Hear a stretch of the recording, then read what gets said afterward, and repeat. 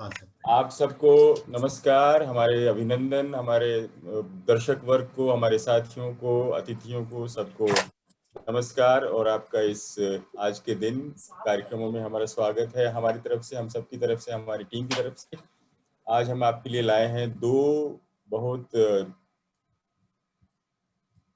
आकर्षक और विचारपूर्ण विषय, जिसमें से पहला है हमारे प्रौद्योगिकी कार्यशाला श्रृंखला, जो छठी श्रृंखला है, श्रृंखला में छठी कड़ी है।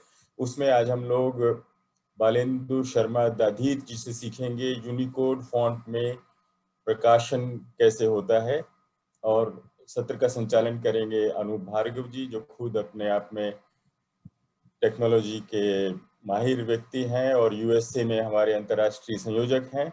इसके बाद हमारा दूसरा कार्यक्रम 1 घंटे के बाद होगा भाषा विमर्श में, जिसमें आत्मीय वार्तालाप होगा पद्मश्री डॉक्टर तोमियो मिज़ोकामी, जो पूर्व में प्रोफेसर रहे हैं Osaka university of foreign studies Japan में और हिंदी के जाने माने अंतर्राष्ट्रीय विद्वान हैं। और उनके साथ बातचीत करेंगे हिंदी भवन भोपाल के निदेशक और भाषाकर्मी डॉक्टर जवाहर कर्नावट। तो अब मैं निवेदन करता हूं हमारे पहले कार्यक्रम के संचालक श्री अनूप भार्गव जी से कि कृपया कार्यक्रम प्रारंभ करें। अनूप भार्गव जी।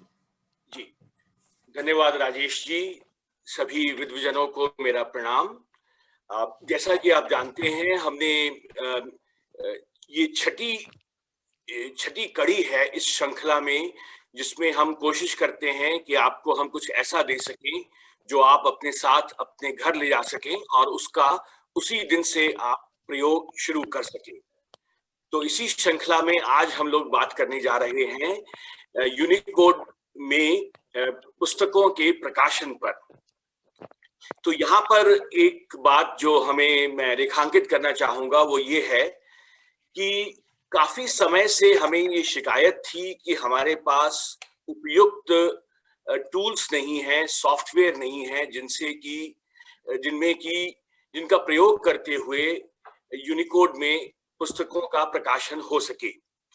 लेकिन कुछ वर्षों से हमें ये शिकायत नहीं रहनी चाहिए, क्योंकि हमारे पास पर्याप्त मात्रा में ऐसे सॉफ्टवेयर टेक्नोलॉजी उपलब्ध है जिनसे कि बहुत सरलता से पुस्तकों का प्रकाशन किया जा सकता है यूनिकोड फॉन्ट्स का प्रयोग करते हुए। तो आज की इस कार्यशाला में हम इस बात को बालिंदु हमें दिखाएंगे कि कितना सरल है यूनिकोड फॉन्ट का प्रयोग करते हुए पुस्तकों का प्रकाशन करना एक लेखक की दृष्टि से। लेकिन यहाँ पर हम कुछ समय इस बात पर भी विचार करेंगे कि क्या कारण है कि अभी तक अधिकांश जो प्रकाशक हैं उन्होंने यूनिकोड को नहीं अपनाया है। तो ये एक बहुत महत्वपूर्ण मुद्दा है जिस पे विचार होना चाहिए, क्योंकि हमें ये जानना चाहिए कि कुछ प्रकाशकों के चाहे जो भी कारण हो, उनके यूनिकोड को ना अपनाने से हमें कितना बड़ा नुकसान हो रहा है, कितना समय हम लोगों का व्यर्थ होता है फॉन्ट्स को परिवर्तित करने में, इधर से उधर करने में। तो मेरी बालिंदु से ये भी अनुरोध है कि हम उस विषय पर भी बात करें कि ऐसा क्यों हो रहा है प्रकाशकों की तरफ से और उसका क्या समाधान है और क्या कारण है उसके। तो इन्हीं शब्दों के साथ मैं बालेंदु शर्मा दाधीच को आमंत्रित करना चाहूंगा। बालेंदु का परिचय मैं बार बार नहीं करवाना चाहूंगा, हम सभी उन्हें जानते हैं। बालेंदु माइक्रोसॉफ्ट के जो प्रोडक्ट्स हैं उनके स्थानीयकरण करने के लिए निदेशक हैं, और वो उनके प्रोडक्ट्स को सुगम बनाने के लिए भी जो प्रयास होते हैं उनमें भी उनको भी लीड करते हैं। तो इन्हीं शब्दों के साथ मैं बालेंदु शर्मा दाधीच को आमंत्रित करता हूं कि वो संभालें और हमें बताएं इस विषय में। बालेंदु शर्मा। धन्यवाद अनूप जी। आज का जो कार्यक्रम है वो महत्वपूर्ण कई संदर्भों में है और आपने उसकी बहुत अच्छी भूमिका बांध दी है। हिंदी में जितना हम लोग पढ़ते लिखते हैं उसमें प्रकाशन उद्योग की सबसे बड़ी भूमिका है। और प्रकाशन उद्योग के विभिन्न पहलू हो सकते हैं। पुस्तकें प्रकाशन करने वाला एक अपने आप में पूरी इंडस्ट्री है। पत्रिकाएं प्रकाशित करने वाले विभिन्न संस्थान हैं पूरे देश में और विदेश में, मीडिया का जो हिस्सा माने जाते हैं। फिर उसके बाद अखबारों को ले लीजिए, तो अखबार देश के घर घर में आज पहुंचते हैं और उनके जरिए हिंदी में हम लोग कंटेंट, विभिन्न प्रकार का कंटेंट पढ़ते हैं। लेकिन प्रकाशन उद्योग, अगर इसको एक समग्रता में देखा जाए कि ये पत्रिकाएं हों, अखबार हों या पुस्तकें प्रकाशित करने वाले संस्थान हों, अगर समग्रता में देखा जाए तो एक बहुत बड़ा उद्योग है, लेकिन उसकी कुछ समस्याएं हैं। उसकी समस्याओं में एक बड़ी समस्या है यूनिकोड का इस्तेमाल न कर पाना, यूनिकोड फ्रेंडली ना होना। आजकल कुछ अखबार तो ऐसे हैं जो कि यूनिकोड का प्रयोग करने लगे हैं, लेकिन उनके अतिरिक्त बहुत कम प्रकाशन संस्थान हैं जो कि यूनिकोड में अपनी पुस्तकें प्रकाशित करते हैं। बहुत कम संस्थान है जो यूनिकोड में अपनी पत्रिकाएं प्रकाशित करते हैं। प्रायः हम लोग देखते हैं कि उनका काम तो मंगल फॉन्ट में होता है, जो कि एक यूनिकोड का फॉन्ट है। सारे लेखों को मंगल फॉन्ट में टाइप किया जाता है, लेकिन जब उसको प्रकाशन के लिए मुद्रक को भेजा जाता है तो मुद्रक का कहना होता है कि आप इसको कन्वर्ट कीजिए कृति में और फिर उसके बाद हमें भेजिए, या फिर आप चाणक्य में कन्वर्ट करके भेजिए। यानी आप एक आधुनिक फॉन्ट के मैटर को पुराने फॉन्ट में कन्वर्ट करते हैं और उसके बाद उनको भेजते हैं। लेकिन ये जो हम कन्वर्ट करते हैं, ये कभी भी कन्वर्जन 100% नहीं होता, बल्कि 90% के आसपास ही रह पाता है, और उसके अलग विषय हैं उन पर हम चर्चा नहीं करेंगे। अब होता यह है कि जब आप मुद्रक को भेजते हैं तो वहां पर कोई व्यक्ति है जो बेचारा प्रूफिंग करने बैठता है।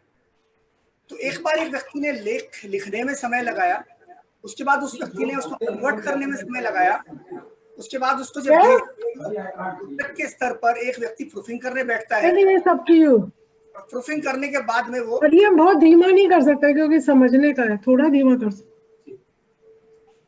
तो उस छोर पर भी एक व्यक्ति प्रूफिंग करता है और वो प्रूफिंग पूरी नहीं हो पाती, तो उसमें अतिरिक्त समय जाता है। कई बार उसको फोन करके पूछना पड़ता है लेखक से कि ये विषय, ये जो शब्द आपने लिया है वास्तव में ये शब्द क्या है, क्योंकि यहाँ स्पष्ट नहीं हो रहा। तो काफी संसाधन, समय हमारा नष्ट होता है, काफी श्रम नष्ट होता है इस प्रक्रिया में।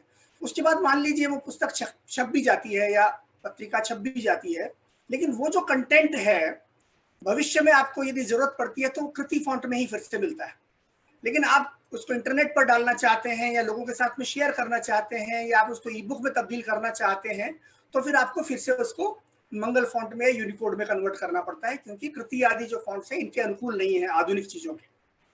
अब फिर से वो कन्वर्ट होता है, तो सारी प्रक्रिया आप सोचिए इसमें कितने घंटे हमारे व्यर्थ होते हैं। यदि हम ये माने कि प्रतिमाह हमारे देश में हिंदी में जो सामग्री छपती है वो, मैं कहूंगा 1-8 करोड़ पेजेस तो कम से कम छपते होंगे अखबारों को अगर आप मिला लें हिंदी में प्रतिमाह। तो इतने करोड़ पेजों को कन्वर्ट करना, उनकी प्रूफिंग करना, फिर पुनः कन्वर्ट करना, फिर उनकी प्रूफिंग होना, फिर उसके बाद उसको इस्तेमाल करना, कितना बड़ा श्रम, समय और धन इसमें नष्ट हो रहा है। धन का तात्पर्य यह है कि जो लोग हमने इसमें लगाए हुए हैं उनका समय जा रहा है। अगर सभी स्तरों पर यूनिकोड का प्रयोग होने लगे तो बहुत कुछ अच्छा होने लगेगा। मिसाल के तौर पर सबसे पहली बात तो यह है कि हम इंटरयूजेबिलिटी हो जाएगी। आपने एक बार कोई टेक्स्ट बनाया, उसी टेक्स्ट को आप अगर किताबों में इस्तेमाल कर सकें, उसी टेक्स्ट को यदि आप ई बुक्स में कन्वर्ट करने में टेक्स्ट को इस्तेमाल कर सकें, क्योंकि वो यूनिकोड का टेक्स्ट है, उसी में से कुछ चैप्टर्स को आप इंटरनेट पर डालें या अपने ब्लॉग में डाल दें या फेसबुक वगैरह पर उसको प्रमोट करने के लिए इस्तेमाल कर लें। उसी टेक्स्ट को आप टेक्स्ट टू स्पीच जैसी चीजों में इस्तेमाल करेंगे, यानी कंप्यूटर आपको पढ़कर सुनाएगा। तो चूंकि कंप्यूटर आपको कृति वाला जो टेक्स्ट है या चाणक्य वाला टेक्स्ट है उसको कभी भी पढ़कर नहीं सुनाएगा, कंप्यूटर आपको सिर्फ यूनिकोड के टेक्स्ट को ही पढ़कर सुनाता है। इसी तरह से जब आप सर्च करते हो इंटरनेट पर तो कृति के टेक्स्ट को आप सर्च नहीं कर सकते, क्योंकि कृति का जो टेक्स्ट आप डालोगे सर्च इंजन में तो वो वहां पर उसके अनुकूल नहीं है। सर्च इंजन यूनिकोड को ध्यान में रख करके बनाए गए हैं जहां तक वैश्विक भाषाओं का प्रश्न है। तो बहुत सारी ऐसी चीजें हैं जिनको प्रकाशन उद्योग खो रहा है, ऐसे अवसरों को खो रहा है। जरा आप कल्पना कीजिए कि आपने एक ही बार टाइप किया और उसको विभिन्न माध्यमों पर आपने इस्तेमाल कर लिया। अगर अखबार से बात करते हैं तो अखबार बना, उसी को आपने, अखबार का जो आपने कंटेंट बनाया उसी कंटेंट को आपने वेबसाइट पर डाल दिया बिना कन्वर्ट किए, उसी कंटेंट को आपने ई पेपर में तब्दील कर दिया, और ये सब तभी संभव है जब वो टेक्स्ट आपका यूनिकोड में हो। हालांकि आप कन्वर्ट तो कर लेंगे कृति टेक्स्ट को भी, लेकिन वो आधा अधूरा होगा, उसमें बहुत सारी समस्याएं होंगी, सर्चेबल नहीं होगा, उसको टेक्स्ट टू स्पीच नहीं इस्तेमाल हो पाएगा, ऑडियो बुक्स उसकी बनाने में बहुत दिक्कत आएगी, वो ऑडियो बुक्स नहीं बन पाएगी, इसी तरह की अन्य बहुत सारी तकनीकी समस्याएं उसके साथ आ जाएगी। तो आप सीमित हैं सिर्फ एक किताब छापने और उसको दे देने में, यदि आप पुराने फॉन्ट्स का इस्तेमाल करते हैं। तो मेरे ख्याल से यूनिकोड का प्रयोग करने की जो आवश्यकता है वो तो स्थापित है अच्छी तरह से, उस पर बहुत अधिक बताने की जरूरत नहीं है। अब आज का जो ये कार्यक्रम है इसमें ये प्रश्न भी उठा था कि आप प्रकाशन उद्योग के मुद्दों को लेकर के चल रहे हैं, लेकिन हमारे जो दर्शक वर्ग है, हमारा जो ऑडियंस है आज का, उसमें वो लोग नहीं है, शायद कम लोग हैं। तो आज हमने कुछ लोगों को सूचना भी दी थी, मल्होत्रा साहब ने इसमें विशेष रूप से रुचि दिखाई थी, इन्होंने अनेक प्रकाशन समूहों से संपर्क किया और उम्मीद है कि वो लोग या तो आए होंगे या आएंगे। उसके अतिरिक्त जितने हमारे लोग हैं हमारे समूह के, उनमें से कितने लोग लेखक हैं। तो यदि लेखक ये समझ जाते हैं कि यूनिकोड में पुस्तक को प्रकाशित करना आसान है, तो लेखक अपने प्रकाशन को बता सकते हैं, अपने प्रकाशक को बता सकते हैं कि आप यूनिकोड में मेरी पुस्तक छापिए। तो ये अप्रासंगिक नहीं है हमारे समूह के लिए। इसी प्रकार से जो यूजर्स हैं, उन यूजर्स को भी इसकी जानकारी होनी चाहिए कि विभिन्न माध्यमों में कैसे आप करते हैं। जैसे राजभाषा विभाग के कुछ साथी हैं हमसे जुड़े हुए हैं, वो पत्रिकाएं निकालते हैं, तो कैसे वो यूनिकोड में निकाल सकते हैं। तो मेरे ख्याल से बहुत ज्यादा इस पर कहने की जरूरत नहीं है। अंतिम एक बिंदु और लूंगा कि क्यों ऐसा नहीं होता कि हम लोग अक्सर इसको नहीं अपनाते या प्रकाशन उद्योग में नहीं अपनाया जाता। तो ये ऐसा नहीं है कि इसका कोई कारण नहीं है, इसके ठोस कारण है। उनमें से सबसे पहला कारण तो ये है कि अवेयरनेस नहीं है, जागरूकता नहीं है कि यूनिकोड में ऐसा करना संभव है, यूनिकोड में अच्छी किताबें बनाना संभव है, सुदर्शन किताबें बनाना संभव है। एक तो लोगों को इस बात की जानकारी नहीं है पूरी तरह से, अधिकांश लोगों को इसकी जानकारी नहीं है। दूसरी बात जो है वो ये है कि प्रायः हमारा जो प्रकाशन उद्योग है पुराने सॉफ्टवेयरों का प्रयोग करता है, जैसे कि पेज मेकर वहां पर बहुत अधिक लोकप्रिय है और उसके अपने कारण हैं। एक कारण तो यह है कि शायद उन्होंने 20-25 साल पहले पेज मेकर खरीदा था, जिसको वो निरंतर इस्तेमाल करते रहना चाहते हैं। लेकिन समस्या यह है कि पेज मेकर यूनिकोड का समर्थन नहीं करता है, और उसमें अगर हम यूनिकोड का कोई भी मैटर डालते हैं तो वो प्रश्नवाचक आ जाते हैं। तो अब मैं यहाँ से अपनी स्क्रीन भी शेयर करूंगा ताकि आपको वो चीजें मैं प्रैक्टिकली दिखा सकूं। तो एक क्षण लूंगा और वो तुरंत मैं शेयर करता हूं। तो ये मेरी स्क्रीन मैं शेयर कर रहा हूं आपसे, और ये मेरी पावरपॉइंट की प्रेजेंटेशन है यहाँ पर। लेकिन प्रेजेंटेशन पर मैं ज्यादा नहीं जाऊंगा, मैं आपको प्रैक्टिकली चीजें दिखाऊंगा। तो पहली बात है कि यूनिकोड में जब हम काम करते हैं तो पेज मेकर उसका समर्थन नहीं करता। मैं यहाँ पर पेज मेकर खोल कर आपको दिखाता हूँ। ये पेज मेकर खुल रहा है, इसका मैंने एक ट्रायल वर्जन डाउनलोड किया था। मैं जितने भी सॉफ्टवेयर आपको दिखाने जा रहा हूँ उनके ट्रायल वर्जन मैंने डाउनलोड कर लिए थे और वो मैं आपको दिखाने जा रहा हूँ। तो इसको खुलने देते हैं।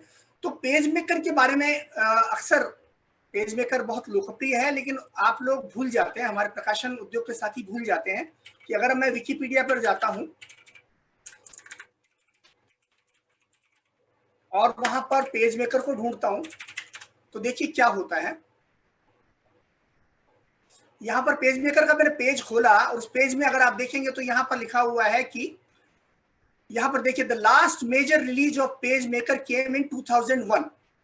यहां पर लिखा हुआ है 2001 में पेज मेकर का अंतिम वर्जन आया था और उसके बाद पेज मेकर बंद कर दिया गया।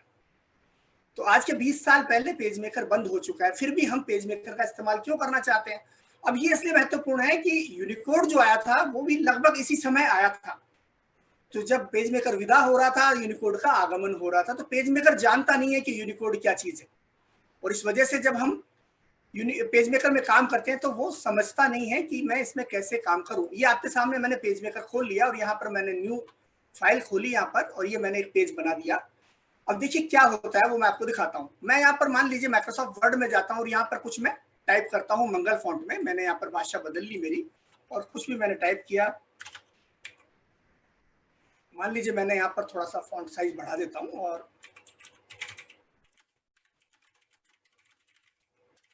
ये मैंने यहाँ पर टाइप किया, इसको कॉपी किया और मैं पेज मेकर में जाता हूँ जो मैंने अभी भी खोला था, और यहाँ पर मान लीजिए मैंने एक बॉक्स बनाया। इस बॉक्स में मैं उसी टेक्स्ट को कॉपी करता हूँ, पेस्ट करता हूँ। तो देखिए ये ऐसा आता है। यहाँ पर ये इंगित कर रहा है, उनको एक कोड दे देता है, मैथमेटिकल कोड दे रहा है, यानी ये जानता नहीं है कि आपने क्या टाइप किया था।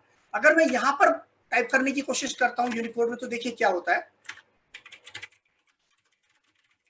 प्रश्नवाचक, भाई मैं तो इसको जानता ही नहीं। तो ये यूनिकोड में का इस्तेमाल करने पर पेज मेकर में होता है और उसके कारण आपको मैं बता चुका हूँ। अब मैं इसको बंद करता हूँ और आपको एक कदम आगे ले चलता हूँ कि ऐसा क्यों होता है। तो इसके लिए मैं आपको मेरी फोटोशॉप की फाइल में लेकर जा रहा हूँ। ये मेरी फोटोशॉप है जिसमें मैं आपको दिखाऊंगा कि क्या वजह है कि यहाँ पर ये काम नहीं करता। मैं इसको साइड में कर देता हूँ। तो देखिए बहुत सारी चीजें हैं यहाँ पर। फिलहाल आप देख रहे हैं यहाँ पर, ये देखिए आपका जो पेज मेकर है वो 8 बिट के फॉन्ट्स का समर्थन करता है, 8 बिट फॉन्ट्स का सपोर्ट करता है। तो 8 बिट फॉन्ट्स कौन से हैं? कृति आदि जो हैं फॉन्ट्स 8 बिट के फॉन्ट्स हैं। मैं विस्तार में नहीं जाऊंगा पुनः क्योंकि समय नहीं है हमारे पास। लेकिन यूनिकोड जो है वो 8 बिट का नहीं है, वो है 16 बिट का। यूनिकोड 16 बिट का फॉन्ट है।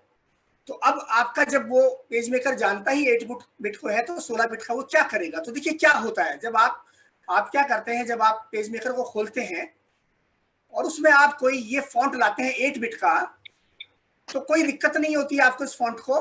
मान लीजिए घर है, ये पेज मेकर एक घर है, इसमें आप कैरेक्टर को इनपुट कर रहे हैं, डाल रहे हैं, टाइप कर रहे हैं, तो आराम से आपने ये टाइप किया और ये चला गया अंदर, क्योंकि ये 8 बिट का फॉन्ट था और पेज मेकर 8 बिट को जानता है। लेकिन जब आप इसमें 16 बिट का यूनिकोड डालते हैं तो देखिए क्या होता है कि ये अंदर नहीं जा सकता, और उसकी सीधी सी वजह यहाँ आके रुक जाता है क्योंकि दरवाजा छोटा है, फॉन्ट बड़ा है। जिसकी जो क्षमता है वो उससे बड़ा है यूनिकोड, इसलिए वो इसको नहीं जानता। इतना ही नहीं, आपने देखा था कि उसका आकार मैंने गोल दिखाया था और यहाँ पर आकार चौकोर है, यानी दोनों की संरचना में भी फर्क है। तो पेज मेकर से ये अगली पीढ़ी की चीजें हो चुकी हैं, इसलिए पेज मेकर पुरानी पीढ़ी की चीज है और वो इनको नहीं जानता। तो स्वाभाविक है कि हमें अगर यूनिकोड का इस्तेमाल करना है तो हमें भी अगली पीढ़ी में जाना होगा। तो ये हुई पेज मेकर की बात। अब उसके बाद हम चलते हैं और हम बात करेंगे कि आखिरकार इसका समाधान क्या है। तो इसका समाधान है जो आधुनिक सॉफ्टवेयर आए हैं वो इनका समाधान है। अब आधुनिक सॉफ्टवेयरों में क्या क्या है उनका जिक्र हम कर लेते हैं कि वो आधुनिक सॉफ्टवेयर क्या क्या है। तो मुख्य रूप से प्रकाशन उद्योग में जो सॉफ्टवेयर इस्तेमाल होते हैं उनमें से 4-5 सॉफ्टवेयर प्रमुख हैं। 4-5 सॉफ्टवेयर वहां पर प्रमुख है। पहला सॉफ्टवेयर जो सबसे ज्यादा लोकप्रिय है और जो पेज मेकर के बाद आया, पेज मेकर का रिप्लेसमेंट है, उसका नाम है InDesign। InDesign INDESIGN। और InDesign है वो बहुत अधिक पावरफुल है, बहुत क्षमतावान है और वो यूनिकोड का पूरी तरह से समर्थन करता है। दूसरा सॉफ्टवेयर जो प्रकाशन उद्योग में लोकप्रिय है उसका नाम है CorelDRAW, जो पहले भी इस्तेमाल होता था और आज भी इस्तेमाल होता है। तीसरा एक सॉफ्टवेयर है जो बहुत ज्यादा लोकप्रिय है, उसका नाम है QuarkXpress, जो खासतौर पर मीडिया में बहुत ज्यादा लोकप्रिय है। और चौथा सॉफ्टवेयर जो माइक्रोसॉफ्ट का है और उसका नाम है पब्लिशर, माइक्रोसॉफ्ट पब्लिशर। ये 4 सॉफ्टवेयर बहुत प्रमुखता से प्रकाशन उद्योग में इस्तेमाल किए जाते हैं। अब इन चारों में अक्सर हमारे पास शिकायत आती है कि इन चारों के बारे में कि इसमें साहब हम तो यूनिकोड में काम नहीं कर पा रहे, लेकिन वो हमारी गलतफहमी है क्योंकि चारों में यूनिकोड का बहुत ही अच्छा समर्थन मौजूद है। वो बिल्कुल भी ऐसी कोई बात नहीं है कि यूनिकोड का समर्थन वो न करते हो। मैं आपको मेरी 4 किताबें दिखाऊंगा, मेरी 3-4 किताबें दिखाऊंगा जो कि मैंने मेरी यूनिकोड में ही बनी है। सबसे पहली ये किताब है, मेरी जो पुस्तक है जो आपको दिखाई दे रही है, तकनीकी सुलझने। ये तकनीकी सुलझने जो पुस्तक है ये 2013 में यूनिकोड में प्रकाशित हुई थी। ये सारा जो मैटर है सब यूनिकोड में है।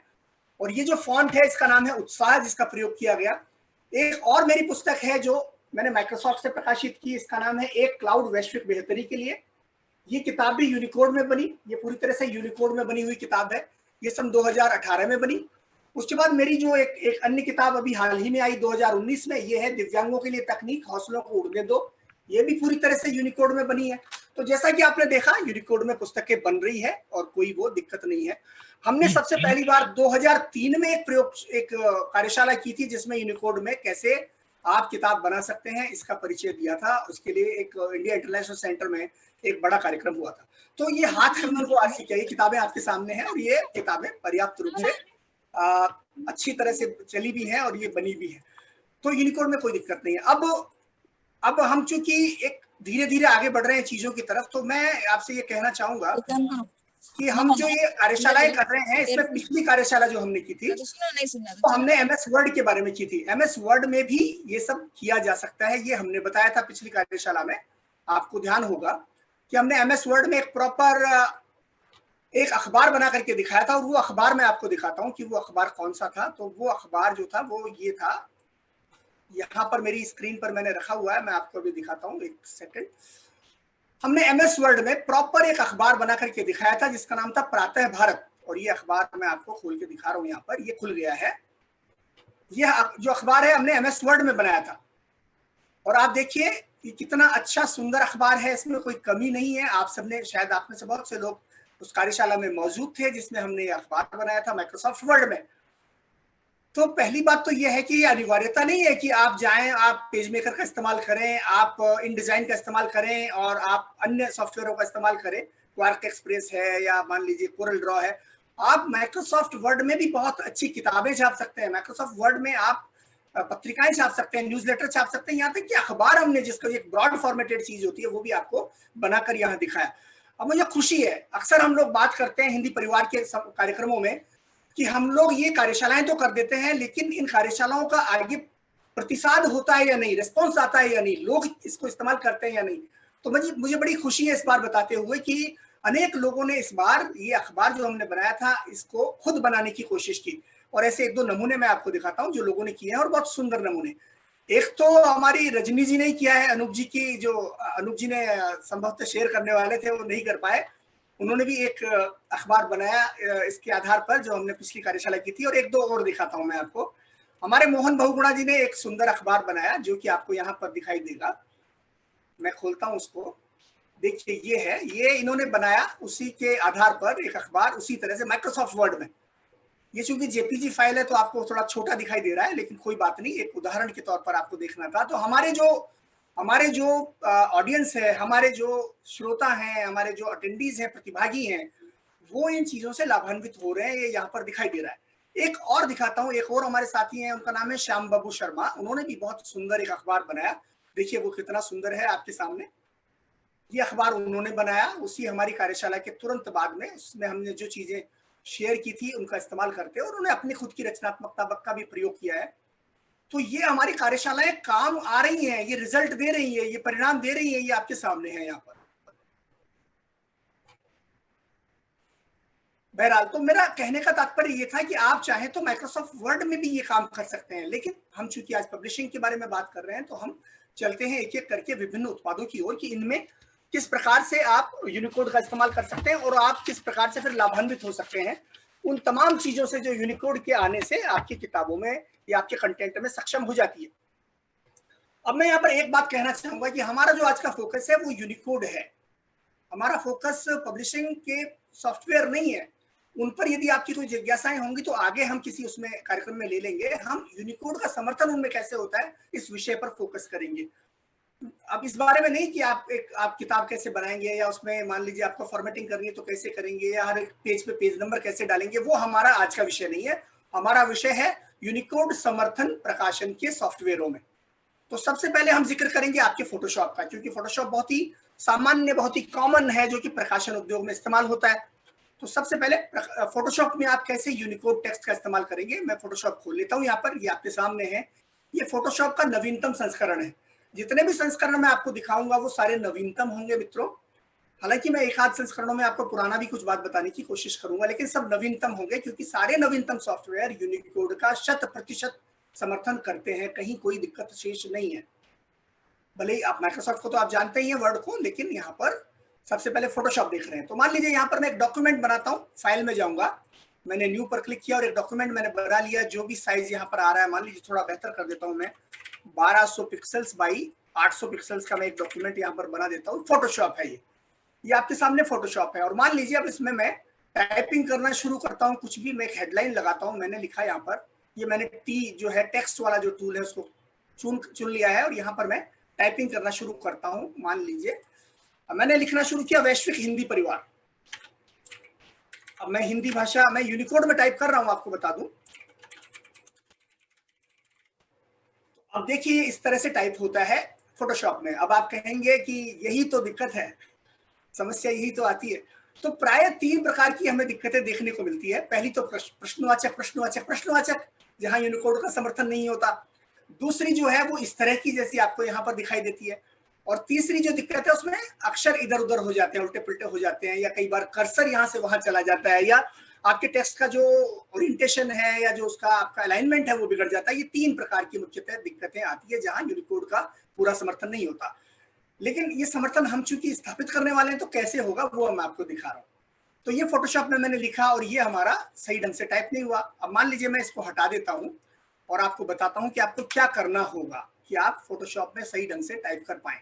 तो सबसे पहले मैं इसको हटाता हूँ, यहाँ पर जाकर के मान लीजिए मैं,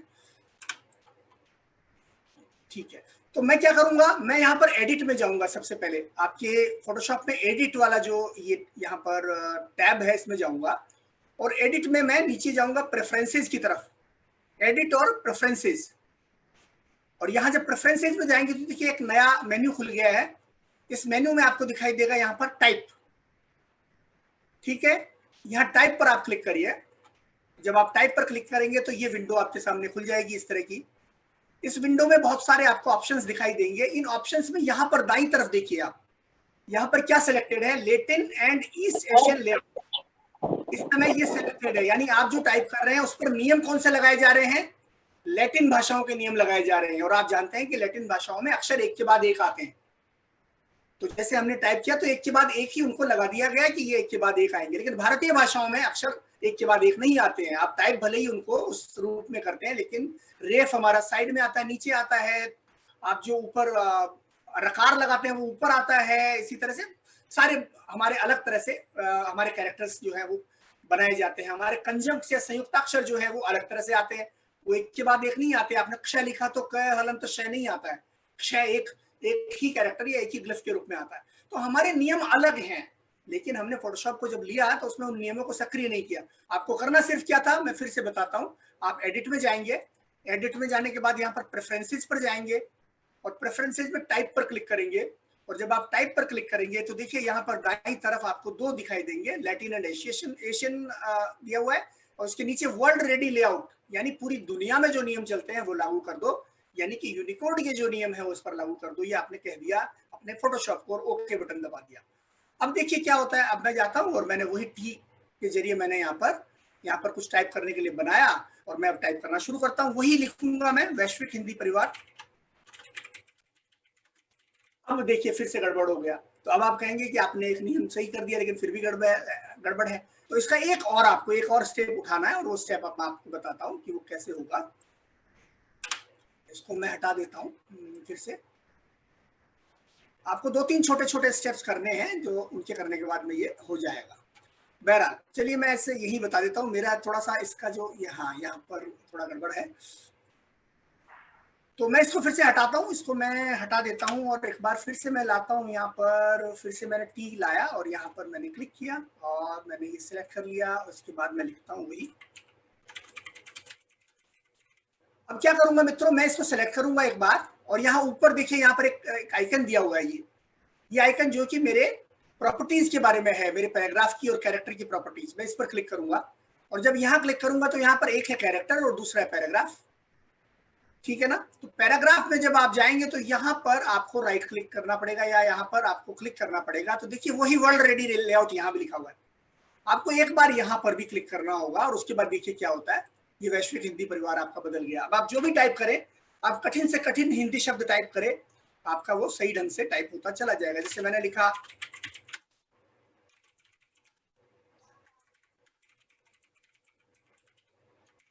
आप जो भी लिखें, आपके जितने भी शब्द हैं हिंदी के बिल्कुल आराम से फोटोशॉप में टाइप हो रहे हैं। आपको करना क्या था, वर्ल्ड रेडी लेआउट। आपको वर्ल्ड रेडी मैं आपको फिर से दिखा देता हूँ। ये यहाँ पर है वर्ल्ड रेडी लेआउट, ये इस्तेमाल करना था आपको। तो ये बात आप ध्यान रखिएगा, फोटोशॉप में आपको ये सक्रिय कर लेना है। आप अगर इसको नोट ना कर पाए हो तो कोई बात नहीं, ये वीडियो आपको मिल जाएगा और आप उसके बाद इस वीडियो में फिर से देख सकते हैं, इसको आजमा सकते हैं। तो ये हुआ फोटोशॉप। अब इसके बाद फोटोशॉप के बाद हम चलेंगे दूसरा जो ज्यादा महत्वपूर्ण सॉफ्टवेयर है, और वो सॉफ्टवेयर क्या है मैं देख लेता हूँ। इनडिजाइन मेरी सूची में वो है इनडिजाइन। तो इनडिजाइन में क्या करूंगा मैं, कैसे इनडिजाइन में आप किताबें बनाते हैं, अब मैं वो दिखाऊंगा आपको। मैं इसको साइड में कर देता हूँ, मेरी ये विंडो थोड़ी मुझे बार बार डिस्टर्ब कर रही है जी। तो अब मैं इनडिजाइन खोल लेता हूँ। यहाँ पर मैंने इनडिजाइन, जैसा कि आपसे कहा था, मैंने इनडिजाइन का एक ट्रायल वर्जन डाला हुआ है। मैं उसको खोल रहा हूँ और वो आपके सामने खुल रहा है।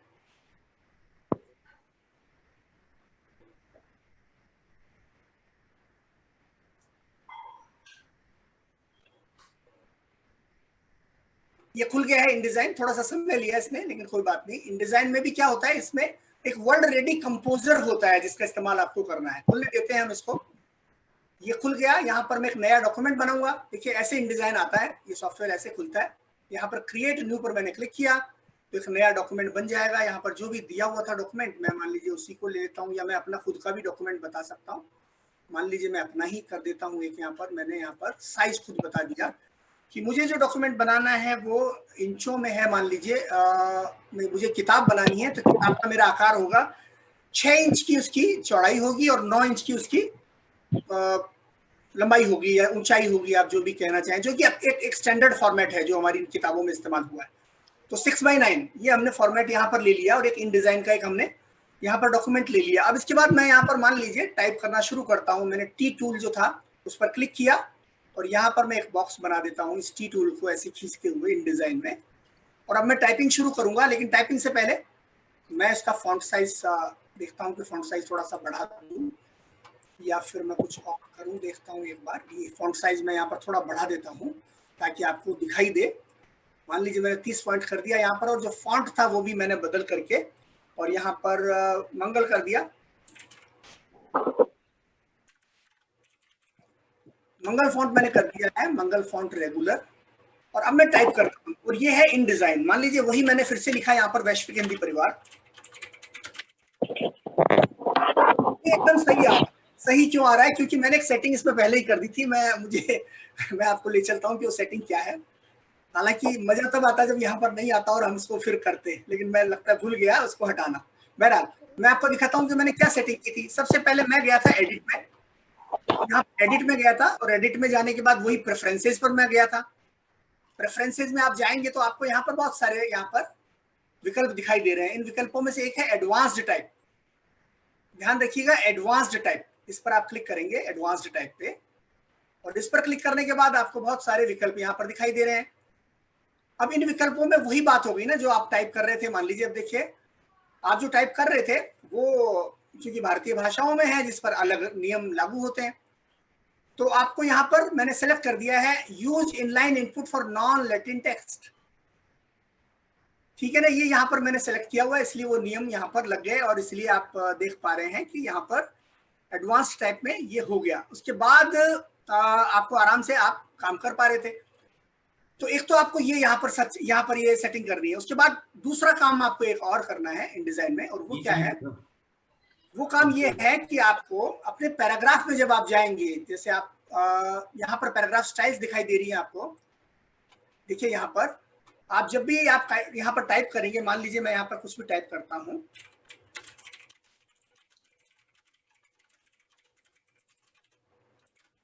तो जब आप ऐसा करते हैं तो आपको करना होगा, आप पैराग्राफ को सिलेक्ट करेंगे और उसके बाद में इसकी जो एक स्टाइल है उसको चुनेंगे। जैसे मान लीजिए ये आपने यहाँ पर चुन लिया पैराग्राफ को, और उसके बाद यहाँ पर आपने एक नई स्टाइल बना दी अपने, जो भी आप इस्तेमाल करेंगे आगे चलकर। मतलब आप जितना भी हिंदी में काम करेंगे उसके लिए एक स्टाइल बना दी, जिसको जब भी आप क्लिक करेंगे आपके टेक्स्ट पर वो अप्लाई हो जाएगी। बहुत आसान है वो। आपने क्या किया, यहाँ पर पैराग्राफ स्टाइल्स को खोला है और इसको खोलने के बाद में आपने यहाँ पर प्लस का निशान दबाया है। बस आपने इतना ही किया। पैराग्राफ स्टाइल्स कहाँ से आएंगी? आप विंडो में जाकर के देखें एक बार, यहाँ पर विंडो में, तो यहाँ पर आपको मिल जाएंगी, प्रॉपर्टीज है या पैराग्राफ कहीं और मिलेगा। एक मिनट में देखता हूँ, नहीं तो आपको टेक्स्ट में टाइप में मिल जाएगा। यहाँ पर देखते हैं, ये रहा पैराग्राफ स्टाइल्स। तो यहाँ पर आप क्लिक करेंगे तो यहाँ पर पैराग्राफ स्टाइल्स आ जाता है टाइप में, टाइप नाम के टैब में। और यहाँ पर हमने पैराग्राफ स्टाइल 1 बनाई थी, इस पर हम डबल क्लिक करेंगे, यहाँ पर साइड में कर देते हैं या, तो ये खुल जाती है। अब इसको हम अपना नाम दे सकते हैं। मान लीजिए हमने लिखा हिंदी पुस्तक, या अंग्रेजी में लिख देता हूं मैं फिलहाल। एक स्टाइल हमने बना दी है, बस इतना ही किया, कोई खास बात नहीं की है, कुछ भी जटिल नहीं है। आप पैराग्राफ में गए, आपने एक नई स्टाइल बना दी। फिर से बता देता हूं कि मैंने कैसे बनाई ताकि आपको याद रहे।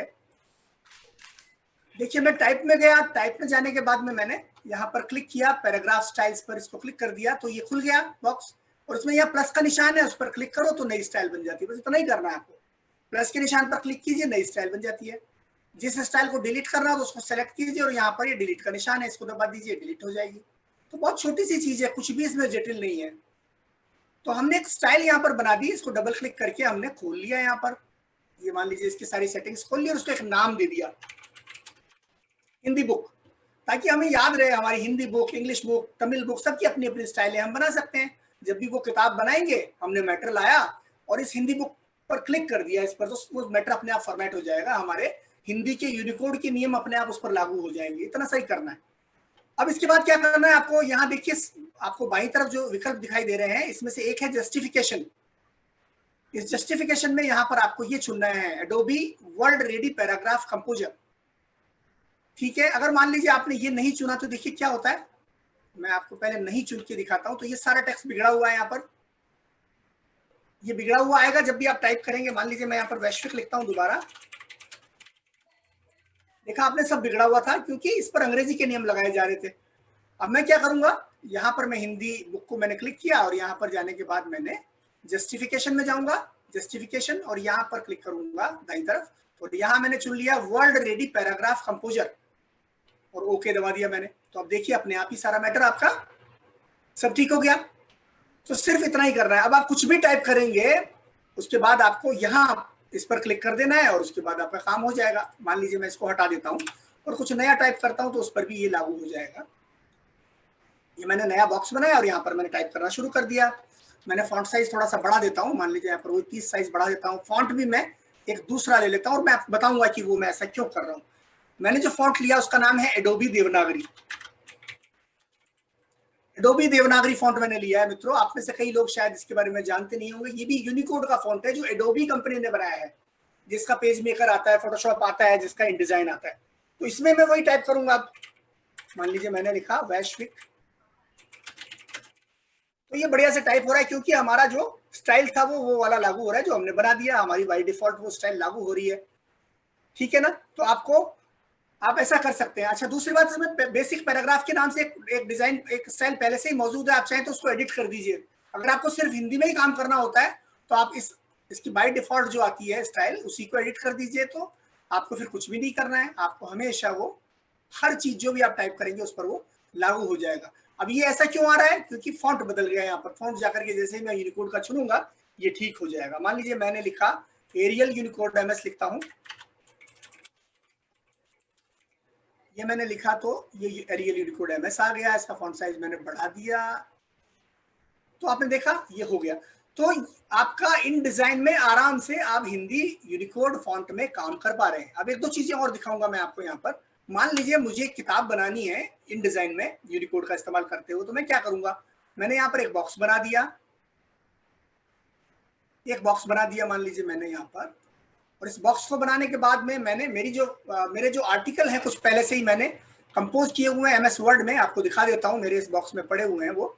यहाँ पर कुछ आर्टिकल हैं, 3-4 आर्टिकल, जिनको खोल के दिखा देता हूँ मैं आपको। तो ये आर्टिकल खुल गया। जैसे एक आर्टिकल ये है, ऐसे ही दूसरे आर्टिकल है। ये वर्ड के आर्टिकल्स हैं।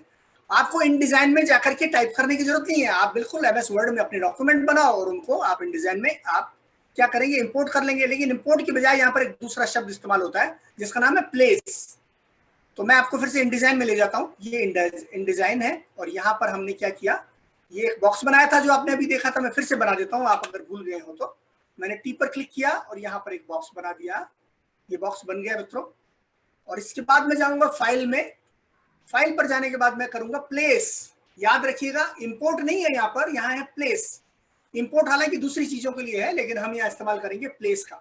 तो मैंने यहाँ प्लेस पर क्लिक किया और क्लिक करने के बाद मैंने वही मेरा फॉन्ट, वो जो मेरा अभी जो फोल्डर था उसको खोल लिया। ये रहा, इसमें मेरे बहुत सारे आर्टिकल पड़े हैं। इन आर्टिकलों को मान लीजिए मैंने चुन लिया ऐसे तीनों को, तो मैंने ओपन बटन दबा दिया। देखिए क्या होता है, जैसे मैंने ओपन दबाया ये कह रहा है कि ये तो ऑलरेडी इस्तेमाल हो रहा है आपका एक फाइल। तो मैं इसको बंद कर देता हूँ। वर्ड में खुली हुई थी ना, तो ये कह रहा है कि आपकी वहां पर खुली हुई है, तो मैंने इसको बंद कर दिया। अब ये मेरे पास इस तरह का आ गया। कुछ नहीं है यहाँ पर, कुछ भी नहीं आया, इंपोर्ट कुछ नहीं हुआ। लेकिन मेरा माउस को देखिए आप, मेरे माउस के पास में कुछ हिंदी के अक्षर दिखाई दे रहे हैं, है ना। तो मैं क्या करूंगा, जहां क्लिक करूंगा वहां पर वो टेक्स्ट आ जाएगा। अब यहाँ मैं क्लिक कर देता हूँ और देखिए मेरी वर्ड की फाइलें यहाँ पर आ जाएंगी। ये यहाँ पर आ गई, ठीक है। अब चूंकि मेरा टेक्स्ट तो ज्यादा था वहां पर और यहाँ पर मेरे पास एक ही पेज था, तो अब वो ज्यादा जटिल हो जाएगी बात। लेकिन हम फिलहाल इतना ही रहने देते हैं। बाकी आपका टेक्स्ट यहाँ पर पड़ा है, देखिए साइड में चला गया, इसको मैं यही रहने देता हूँ। लेकिन सरल रखने के लिए मैं सिर्फ इतनी सी बात बताऊंगा आपको कि आपका सारा टेक्स्ट यहाँ पर आ गया। अब आप आराम से इसको जैसे चाहें आप कर लीजिए। और देखिए आपको दिखाई दे रहा है ये कि बिल्कुल ये पूरी तरह से आपका यूनिकोड में है और ये यूनिकोड में शुद्ध है, कहीं पर कोई दिक्कत नहीं है। इन डिजाइन का प्रयोग कर रहे हैं आप, MS वर्ड में आपने टाइप किया था, यहाँ पर सब कुछ सही चल रहा है। आपने मान लीजिए इसको सेलेक्ट कर लिया, सारे आपके टेक्स्ट को सेलेक्ट कर लिया आपने, और उसके बाद आप जो चाहे फॉन्ट बदल दीजिए। मैं यहाँ पर जाता हूँ और यहाँ पर मैंने फॉन्ट, यहाँ पर कोई भी मेरे मनपसंद फॉन्ट चुन लिया। मान लीजिए मुझे एडोबी का फॉन्ट पसंद है, एडोबी देवनागरी, तो मैं यहाँ पर टाइप करता हूँ, ये मैंने किया और ये मैंने फॉन्ट बदल दिया। तो देखिए ये फॉन्ट आ गया यहाँ पर, ये कितना बढ़िया सुंदर फॉन्ट, ये भी सुंदर फॉन्ट है। यहाँ पर थोड़ा मैंने गैप खत्म कर दिया, इसको मान लीजिए मुझे बोल्ड करना है तो मैं बोल्ड कर सकता हूँ, जो भी कुछ मुझे करना है वो कर सकता हूँ। कुछ और मुझे मान लीजिए यहाँ पर एक चित्र लाना है तो मैं क्या करूंगा, चित्र लाने के लिए क्या करूंगा, यहाँ पर एक बॉक्स बनाऊंगा। इन डिजाइन में बॉक्स बनते हैं जिनके जरिए आप चित्र पहले इंपोर्ट करते हैं। यहाँ पर मैंने एक बॉक्स बना दिया मान लीजिए यहाँ पर, और इस बॉक्स पर अब मैं क्या करूंगा, यहाँ पर फिर से मैं फाइल में जाऊंगा और प्लेस पर क्लिक करूंगा, प्लेस। और प्लेस पर जाने के बाद मैं डेस्कटॉप पर कोई भी चित्र पड़ा होगा तो उसको मैं ले आता हूँ। मान लीजिए ये जो चित्र है या कोई भी और दूसरा चित्र मैं यहाँ से ले लेता हूँ, ये चित्र मैंने ले लिया और ये यहाँ पर आ गया। अब ये बड़े साइज में, तो मैं राइट क्लिक करूंगा और यहाँ पर राइट क्लिक करने के बाद आपको फिटिंग दिखाई देगा, फिटिंग, और फिटिंग में जाकर के आप फिल कंटेंट प्रोपोर्शनली को आप क्लिक कर दीजिए या फिल फ्रेम प्रोपोर्शनली कर दीजिए, तो ये मैटर आपका यहाँ पर आ गया, ये फोटो जो था आपका यहाँ पर आ गया। इसके बाद आप और भी बहुत कुछ कर सकते हैं कि इसके आसपास का जो मैटर है उसका मैं क्या करूँ, आदि आदि, लेकिन वो हम अब वो अनावश्यक हो जाएगा बहुत कुछ, उसके लिए हमें करने की जरूरत नहीं है। आपको सिर्फ इतना दिखाना था मुझे कि आपने इस तरह से यहाँ पिक्चर भी लिया है और ये काम आपका हो गया। फिलहाल मैं पिक्चर को हटा देता हूँ और अब अगले स्टेप पर हम चलते हैं। मान लीजिए आप कोई और फॉन्ट से आप फॉन्ट ले लेते हैं, यहाँ पर मैं इसको डिलीट करता हूँ, यहाँ जो मैंने बॉक्स बना दिया था, एक बार फिर से मैं फॉन्ट बदलता हूँ। और क्यों बदल रहा हूँ मैं बार बार ये फॉन्ट, क्योंकि मैं आपको दिखाना चाहता हूँ मित्रों कि यूनिकोड में कोई सिर्फ मंगल फॉन्ट ही नहीं है, यूनिकोड में बहुत सारे फॉन्ट मौजूद है। बल्कि अगर आप यूट्यूब पर जाएंगे, मेरे नाम से सर्च करेंगे बालेंदु शर्मा दादीज, तो मेरा एक चैनल है वहां पर जो कि मेरे अपने नाम से है। मेरा एक अन्य चैनल भी है जो खबरों के लिए है, लेकिन एक चैनल मेरा ऐसा है जिसमें मैं तकनीकी आपको जानकारियां वहां पर मिलेगी। उसको मोनेटाइज नहीं किया गया, उसमें कोई विज्ञापन नहीं आते हैं, वो आप इस्तेमाल कर सकते हैं, निःशुल्क है पूरी तरफ से, और उसमें मुझे कोई लाभ नहीं होता है, लेकिन आपकी सारी समस्याओं का समाधान आपको वहां मिलेगा। मैं अभी दिखा भी दूंगा आपको। तो मैंने आपको मैं ये कह रहा था कि हिंदी में यूनिकोड के बहुत सारे फॉन्ट आ चुके हैं। अब ऐसा नहीं है कि हिंदी में सुदर्शन फॉन्ट नहीं है। हमारे प्रकाशक समुदाय की जो शिकायतें हैं यूनिकोड से, उनमें कई शिकायतें ये है कि एक तो यूनिकोड के सॉफ्टवेयर बहुत महंगे मिलते हैं, यूनिकोड में अगर हम इन डिजाइन में काम करना चाहें तो बहुत महंगा मिलता है, बात सही है। उसके बाद एक उनका दिक्कत यह है कि हम स्किलिंग कैसे करें, हमारे स्टाफ को स्किल कैसे दें, तो उसके लिए हम आज ये कार्यशाला कर रहे हैं। ऐसी कार्यशालाएं हम और भी कर सकते हैं, इनमें कोई किसी भी तरह का हमारा एक अन्य उद्देश्य नहीं है। हिंदी को प्रमोट करना, हिंदी को आगे बढ़ाना प्रकाशन उद्योग में हमारा एकमात्र उद्देश्य है। और एक उनकी वो होती है कि हिंदी में अच्छे सुंदर फॉन्ट नहीं है, जबकि प्रकाशन उद्योग चूंकि किताबें छापता है तो फॉन्ट हमारे बहुत सुंदर होने चाहिए, सुदर्शन होने चाहिए। बिल्कुल जायज बात है आपकी, लेकिन संभवतः आपने शायद ध्यान न दिया हो कि यूनिकोड में बहुत सुंदर फॉन्ट आ चुके हैं। बहरहाल, तो 2-3 फॉन्ट तो मैं आपको दिखा चुका हूँ। मंगल फॉन्ट मैंने आपको दिखाया, उसके बाद मैंने आपको एरियल यूनिकोड MS दिखाया जो कि सुंदर फॉन्ट है, चाणक्य से मिलता जुलता है, या कृतिदेव 11 से या कृतिदेव 21 से मिलता जुलता है, जो काफी पॉपुलर फॉन्ट्स हैं। कुछ और फॉन्ट भी मैं आपको दिखाऊंगा। प्रकाशन उद्योग में कृतिदेव 10 फॉन्ट भी बहुत इस्तेमाल होता है। उससे मिलता जुलता एक यूनिकोड का फॉन्ट है जिसका नाम है उत्साह, उत्साह, जो आपकी विंडोज में मौजूद है, उत्साह फॉन्ट। मैं यहाँ पर उसको बदल के दिखाता हूँ। मैं जाता हूँ और इन डिजाइन में मैंने यहाँ क्लिक करके उत्साह लिखा, मान लीजिए, तो देखिए आ गया। कई तरह के उत्साह की इटैलिक भी है, बोल्ड है, रेगुलर है। मैंने रेगुलर को चुन लिया तो ये मेरा मैटर हो गया। और देखिए ये कृति से मिलता जुलता फॉन्ट है, आप यहाँ देख पा रहे हैं, कृति से मिलता जुलता है एकदम, उतना ही सुंदर, उतना ही आसान, उतना ही बढ़िया चौकोर और साफ सुथरा। आप जितना चाहे इसका आकार बढ़ा लें, ये सुंदर रहता है। इसमें मुझे ये बोल्ड करना है मान लीजिए, तो मैं जाऊंगा उत्साह में, नीचे मैंने चुना और इसको बोल्ड कर लिया। मुझे रंग बदलना है तो मैं रंग बदल सकता हूँ, जो भी चाहूँ मैं प्रयोग कर सकता हूँ। तो ये मेरी किताब, यहाँ पर ऐसे करके एक एक पेज करके मैं अपनी किताब बना सकता हूँ, कोई दिक्कत नहीं है, ठीक है ना। अब इसको मैं सेव करूंगा, इसको जैसे चाहूँ मैं सेव कर सकता हूँ। मान लीजिए मुझे इसको सेव करना है, पब्लिशर को भेजना है, तो मैं यहाँ पर जाऊंगा और सेव एज करूंगा या फिर मैं एक्सपोर्ट कर दूंगा। मान लीजिए मैंने एक्सपोर्ट को चुना।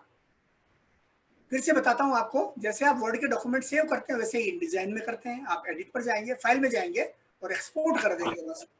अब एक्सपोर्ट में क्या करूंगा, इसी को एज ए PDF डॉक्यूमेंट के तौर पर, क्योंकि आप PDF डॉक्यूमेंट को अपने प्रिंटर को भेज सकते हैं। तो इसका जो भी चाहूँ मैं नाम दे देता हूँ, मेरी किताब देता हूँ मान लीजिए, और उसके बाद मैं नीचे चुन लेता हूँ, यहाँ पर पीडीएफ कहीं पे मिल जाएगा मुझे, ये रहा adobe PDF interactive, adobe PDF print. मैंने प्रिंट के लिए चूंकि किताब छपनी है तो मैंने इसको चुन लिया, सेव बटन दबा दिया और उसमें मैंने बाकी चीजों को कुछ नहीं छेड़ूंगा फिलहाल, एक्सपोर्ट कर दिया मैंने। और ये कह रहा है ओवरसेट है, तो शायद कहीं पर कोई हमारा अक्षर बाहर निकला हुआ है, तो कोई बात नहीं, निकला रहने देते हैं, कोई बात नहीं। तो ये हुआ, देखते हैं कि हमारी फाइल सेव हुई या नहीं हुई। ये हो गई, यहाँ पर देखिए, यहाँ पर हमारी फाइल पीडीएफ की सेव हो गई, ये इन डिजाइन में बन गया है। जो लोग ये कर रहे हैं एनोटेशन कृपया ना करें, इस एनोटेशन को हटा दें। जो लाइनें खींच रहे हैं कुछ लोग अपने उसमें, इसको हटा दें। मैं कोशिश करता हूँ इसको डिलीट कर सकूँ, कृपया ऐसा ना करें। अच्छा ये देखिए, मैं खुद भी, ठीक है। तो आपने देखा ये पीडीएफ में आ गया। इस तरह से आपकी पूरी की पूरी किताब आ जाती है। और ये जो किताबें मेरी मैंने जिनका जिक्र किया था, वो किताबें इसी तरह से इन डिजाइन में आसानी से बनी है। अब हम अगले स्टेप पर चलते हैं। आप अगर यूनिकोड का इस्तेमाल कर रहे हैं, और जैसा कि मैंने आपसे कहा, मैं समय भी देखता जा रहा हूँ बीच बीच में, अगर आप यूनिकोड का इस्तेमाल करें तो आप अन्य बहुत सारे लाभों से क्यों वंचित रहे। मिसाल के तौर पर यूनिकोड में आप ई बुक भी बना सकते हैं इसी यूनिकोड के, इसी सॉफ्टवेयर का इस्तेमाल करते हुए, जिसका नाम है इनडिजाइन। अब कैसे बनाएंगे ई बुक? आप जानते हैं कि उसके 2-3 प्रमुख फॉर्मेट्स हैं। एक फॉर्मेट का नाम है ईपब, एक दूसरे फॉर्मेट का नाम है मोबी। उसके बाद आप पीडीएफ को भी कुछ लोग ई बुक मान लेते हैं, लेकिन पीडीएफ वास्तव में ई बुक नहीं है, उसको काम चलाऊ तौर पर आप मान सकते हैं। लेकिन वास्तव में ईपब और मोबी बहुत ज्यादा पॉपुलर फॉर्मेट्स हैं ई बुक के, और वो आप यहाँ पर खुद इन डिजाइन से ही बना सकते हैं। अभी इसी समय आपकी ई बुक भी बन जाएगी।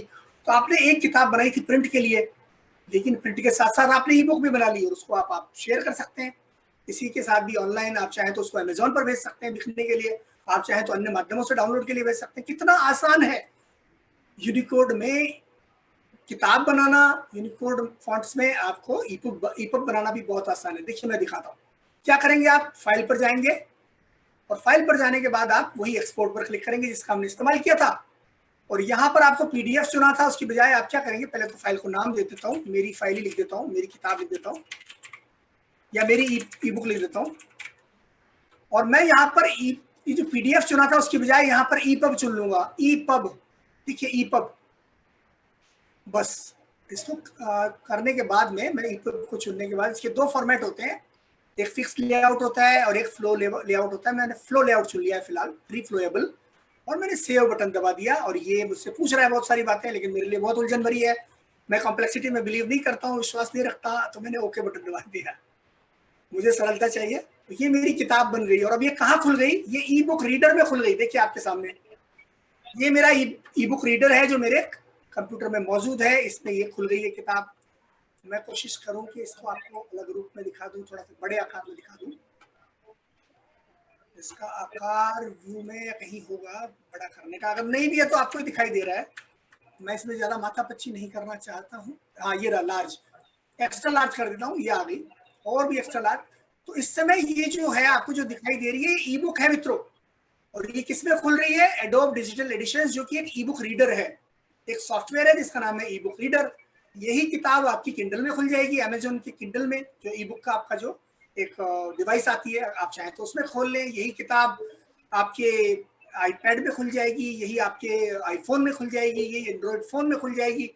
और ये रीफ्लोएबल टेक्स्ट है आपका, यहाँ पर जो टेक्स्ट है ये रीफ्लोएबल, आप चाहें तो इसको सेलेक्ट कर सकते हैं, सर्च कर सकते हैं, बहुत कुछ आप कर सकते हैं। तो ये ई बुक भी बन गई आपकी। आपने एक चीज बनाई, साथ में मिला दूसरा। तो मुझे वो यहाँ पर एक चुटकुला याद आ गया, और वो चुटकुला क्या है, हमारे चांदनी चौक के बारे में है। एक मेहमान दिल्ली में आया तो उससे कहा गया कि भाई आप दिल्ली में आए हो, बहुत बढ़िया बात है, लेकिन आप ज्यादा बाहर मत जाना, लॉकडाउन का टाइम है, यहाँ पर बहुत खतरा है। लेकिन मेहमान ने कहा मुझे खरीदारी करनी है चांदनी चौक में। तो उसके मेजबान ने कहा कि अगर चांदनी चौक में जा रहे हो तो आप एक काम करना, वहाँ बार्गेनिंग बहुत ज्यादा होती है। तो उसने कहा कि तो मैं क्या करूँ, बोला वहाँ लोग आपको कहेंगे 500 रुपये, और असल में सामान जो होगा वो बहुत सस्ता होगा, तो आप उसको कम कर देना। तो उसको एक फॉर्मूला दिया मेजबान ने कि जब भी जाओ तुम कुछ भी खरीदने, तो ऐसे बोलना कि इसको आधा कर दो, इसकी रेट आधा कर दो भैया, डबल ले रहे हो तुम। तो उसने कहा ठीक है। तो वो चांदनी चौक में गया, वो मेहमान जो था खरीदारी के लिए, और उसने वहां पर देखा कि वहां पर नारियल पानी पीने का मन कर गया। तो वहां नारियल बिक रहे थे, उसने कहा कि मुझे एक नारियल दो। तो नारियल वाले ने कहा कि ठीक है ले लीजिए, 50 रुपए का है। तो उसने कहा नहीं नहीं भाई 50 रुपये ज्यादा है, तुम 25 में दो। अच्छा ठीक है, सुबह सुबह का टाइम है, तो उसको लगा कि 25 भी फिर लगता है ज्यादा, तो ज्यादा है, तुम ऐसा करो 12:30 में देते हो तो उसने कहा किससे पाला पड़ गया, ठीक है तू 12:30 में ले और जा भैया। तो उसने कहा नहीं भैया 6:15 में देते हो तो दो, नहीं तो नहीं। तो उस आदमी ने कहा ठीक है तुम ऐसा करो 6:15 में नहीं तो मुफ्त में ले जाओ। उस मेहमान ने कहा कि लगता है ये भी महंगा है, तो उसने कहा फिर तो 2 दूंगा, एक नहीं। तो आपको एक के साथ में एक यहाँ पर फ्री मिल रहा है, बिल्कुल उसी मेहमान की तरह। आप InDesign में जा रहे हैं, आप अपनी किताब प्रिंट वाली किताब बना रहे हैं, साथ में आपकी ई बुक फ्री में बन रही है। तो कितना आसान है यूनिकोड। उसके बाद एक आध चीजें और दिखा दूं मैं आपको, उसके बाद हम समाप्त करेंगे इस सेशन को। वैसे तो बहुत सारी चीजें हैं मेरे पास। आप कोरल ड्रॉ का अगर इस्तेमाल करते हैं तो कोरल ड्रॉ पे चलते हैं। मेरे पास कोरल ड्रॉ होना चाहिए, ये रहा। कोरल ड्रॉ में तो कोई दिक्कत नहीं है, विशेष रूप से जो नया संस्करण है कोरल ड्रॉ का उसमें काफी अच्छा समर्थन आ चुका है। लेकिन मैं आपको दिखाता हूँ क्या उसमें करना होगा हमें। ये कोरल ड्रॉ खुल गया है आपके सामने। इसमें मैंने गेट स्टार्टेड पर गया और एक पेज में मान लीजिए नया डॉक्यूमेंट खोल लेता हूँ आपके सामने। सब कुछ प्रैक्टिकली हो रहा है मित्रों। ये खुल गया, हमारी एक किताब कोरल ड्रॉ में बन रही है यहाँ पर। इसमें हम गए, इसमें कुछ भी करने की जरूरत नहीं क्योंकि इसमें समर्थन आ चुका है यूनिकोड का पूरी तरह से। मान लीजिए मैंने यहाँ पर, ये कोरल ड्रॉ है, इसमें मैंने गया, मैंने यहाँ पर फॉन्ट चुन लिया। अब मैं कोई दूसरा फॉन्ट चुनता हूँ, मान लीजिए निर्मला फॉन्ट चुनता हूँ। आपको बार बार मैं फॉन्ट्स भी दिखाता जा रहा हूँ कि कौन कौन से यूनिकोड फॉन्ट्स हैं। मैंने 36 फॉन्ट लिया, निर्मला फॉन्ट में आया हूँ। कोरल ड्रॉ है ये, ध्यान दीजिएगा, कोरल ड्रॉ का नया संस्करण जिसमें कोई दिक्कत आपको नहीं महसूस होगी हिंदी में टाइप करने में। निर्मला फॉन्ट मैंने चुना। मैं फिर से वही वैश्विक हिंदी परिवार लिखता हूँ, देखते हैं क्या होता है। तो खराब है ना, अरे वो खाना ही तो खा रहा था। मैं गलत टाइप कर रहा हूँ। ये कोरल ड्रॉ यूनिकोड का यहाँ पर 100% समर्थन मौजूद है।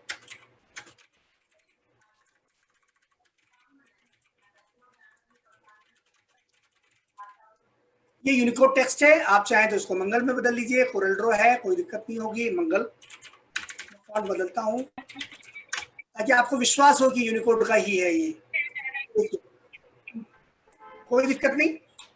अब एक प्रश्न यहाँ पर आता है, आपने 2 देख लिया, एक और सॉफ्टवेयर दिखा देता हूँ जो भी आपकी पब्लिशिंग इंडस्ट्री में काफी इस्तेमाल होता है और उसका नाम है एडोब इलस्ट्रेटर। एडोबी इलस्ट्रेटर, ये इलस्ट्रेटर में हम लोग जाते हैं और देखिए यहाँ पर क्या होता है। ये खुल रहा है, इसको खुलने देते हैं। मैं समय भी देखता जा रहा हूँ, वैसे समय हमारा 55 हो गया, 5 मिनट बचे। 5 मिनट हम अतिरिक्त ले सकते हैं, अधिकतम 10 मिनट है। तो ठीक है, हमने ये खोला है इलस्ट्रेटर। इलस्ट्रेटर का काम क्या है? इलस्ट्रेशन बनाना, यहाँ पर ड्राइंग वगैरह बनाने के लिए इस्तेमाल होता है। बहुत ज्यादा लोकप्रिय सॉफ्टवेयर है, कोरल का एक विकल्प माना जाता है इसको, क्योंकि इसमें वेक्टर ग्राफिक्स बनते हैं। वेक्टर ग्राफिक्स की बात मैं बताऊंगा नहीं कि वो क्या होते हैं, आगे कभी बताऊंगा, समय नहीं है हमारे पास। आज का हमारा समय सिर्फ यूनिकोड पर केंद्रित है। यहाँ पर हम जाते हैं, एक नई फाइल बनाते हैं। एडोबी इलस्ट्रेटर है ये, याद रखिएगा। हमने फोटोशॉप दिखाई, InDesign दिखाया, पेज मेकर दिखाया, MS वर्ड दिखाया, कोरल ड्रॉ दिखाया और अब अंत में मैं आपको दिखा रहा हूँ इलस्ट्रेटर। इलस्ट्रेटर में मैंने नई फाइल बनाई। सब प्रकाशन उद्योग में इस्तेमाल होते हैं ये सारे सॉफ्टवेयर। इनसे अखबार बनते हैं, इनसे आप पत्रिकाएं बनाते हैं, इनसे किताबें बनती है। ये मैंने यहाँ पर कुछ नहीं किया, यहाँ पर मैंने जो भी इसने बाय डिफॉल्ट मुझे दिखाया, मैंने उसी में एक डॉक्यूमेंट क्रिएट कर दिया। ये डॉक्यूमेंट आ गया है मेरे सामने, आपके सामने दिखाई दे रहा है। और इलस्ट्रेटर में मैं टाइप करना शुरू करता हूँ तो देखिए क्या होता है। यहाँ पर हम देखते हैं, यहाँ पर मैंने टी पर क्लिक किया और एक मैंने यहाँ बॉक्स बनाया। मैं इलस्ट्रेटर में टाइप करता हूँ, उसने अपने आप कुछ टेक्स्ट डाल दिया है जिसको बोलते हैं, इसको ऑटो फिल वर्ड टेक्स्ट बोल दीजिए या कुछ भी, मतलब अपने आप जो भर दिया गया है वो टेक्स्ट है यहाँ पर। अब इसमें मैं कैसे करूंगा वो भी आपको दिखाऊंगा और आप नोट कीजिएगा कि ये कैसे काम करता है। तो यहाँ पर मैं टाइप करना शुरू करता हूँ, मान लीजिए वही वैश्विक हिंदी परिवार, लेकिन उससे पहले मैं फॉन्ट बदल लूंगा। मैंने यहाँ पर फॉन्ट ले लिया मंगल फॉन्ट ले लिया और उसके बाद मैंने इस पहले टेक्स्ट को हटा देता हूँ और यहाँ पर मैंने इसका साइज जो है वो बढ़ा देता हूँ ताकि आपको दिखाई दे। फिर से मैं वही वैश्विक हिंदी परिवार टाइप करता हूँ।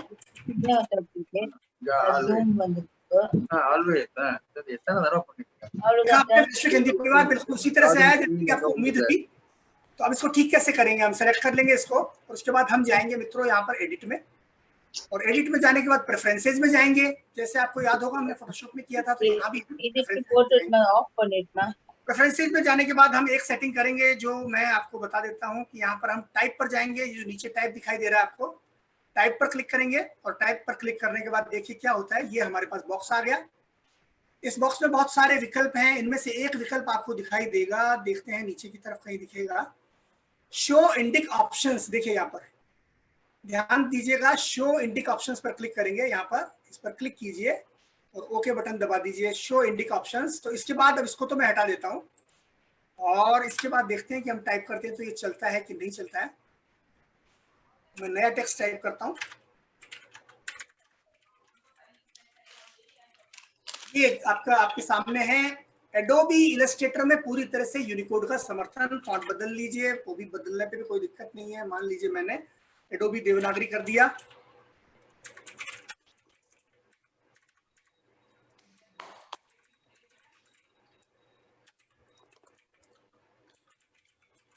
ये फॉन्ट, हाँ ये जो भी है, मतलब मान लीजिए मैं जो भी फॉन्ट बदलूंगा फॉन्ट बदल जाएगा, कोई दिक्कत नहीं है। और ये है इलस्ट्रेटर। मैं समय नहीं लगाऊंगा, आपको एक जरूरी चीज और दिखानी है मुझे। इसको बंद कर देता हूँ और मैं आपको ले चलता हूँ यूनिकोड में जो एक दो दिक्कतें आती है उनकी तरफ। आपको शायद पता होगा कि हम जब अक्सर, हमारे साथियों की एक दिक्कत होती है और वो दिक्कत क्या है, कंजंक्ट्स की, हमारे संयुक्ताक्षरों की एक बहुत बड़ी समस्या आती है।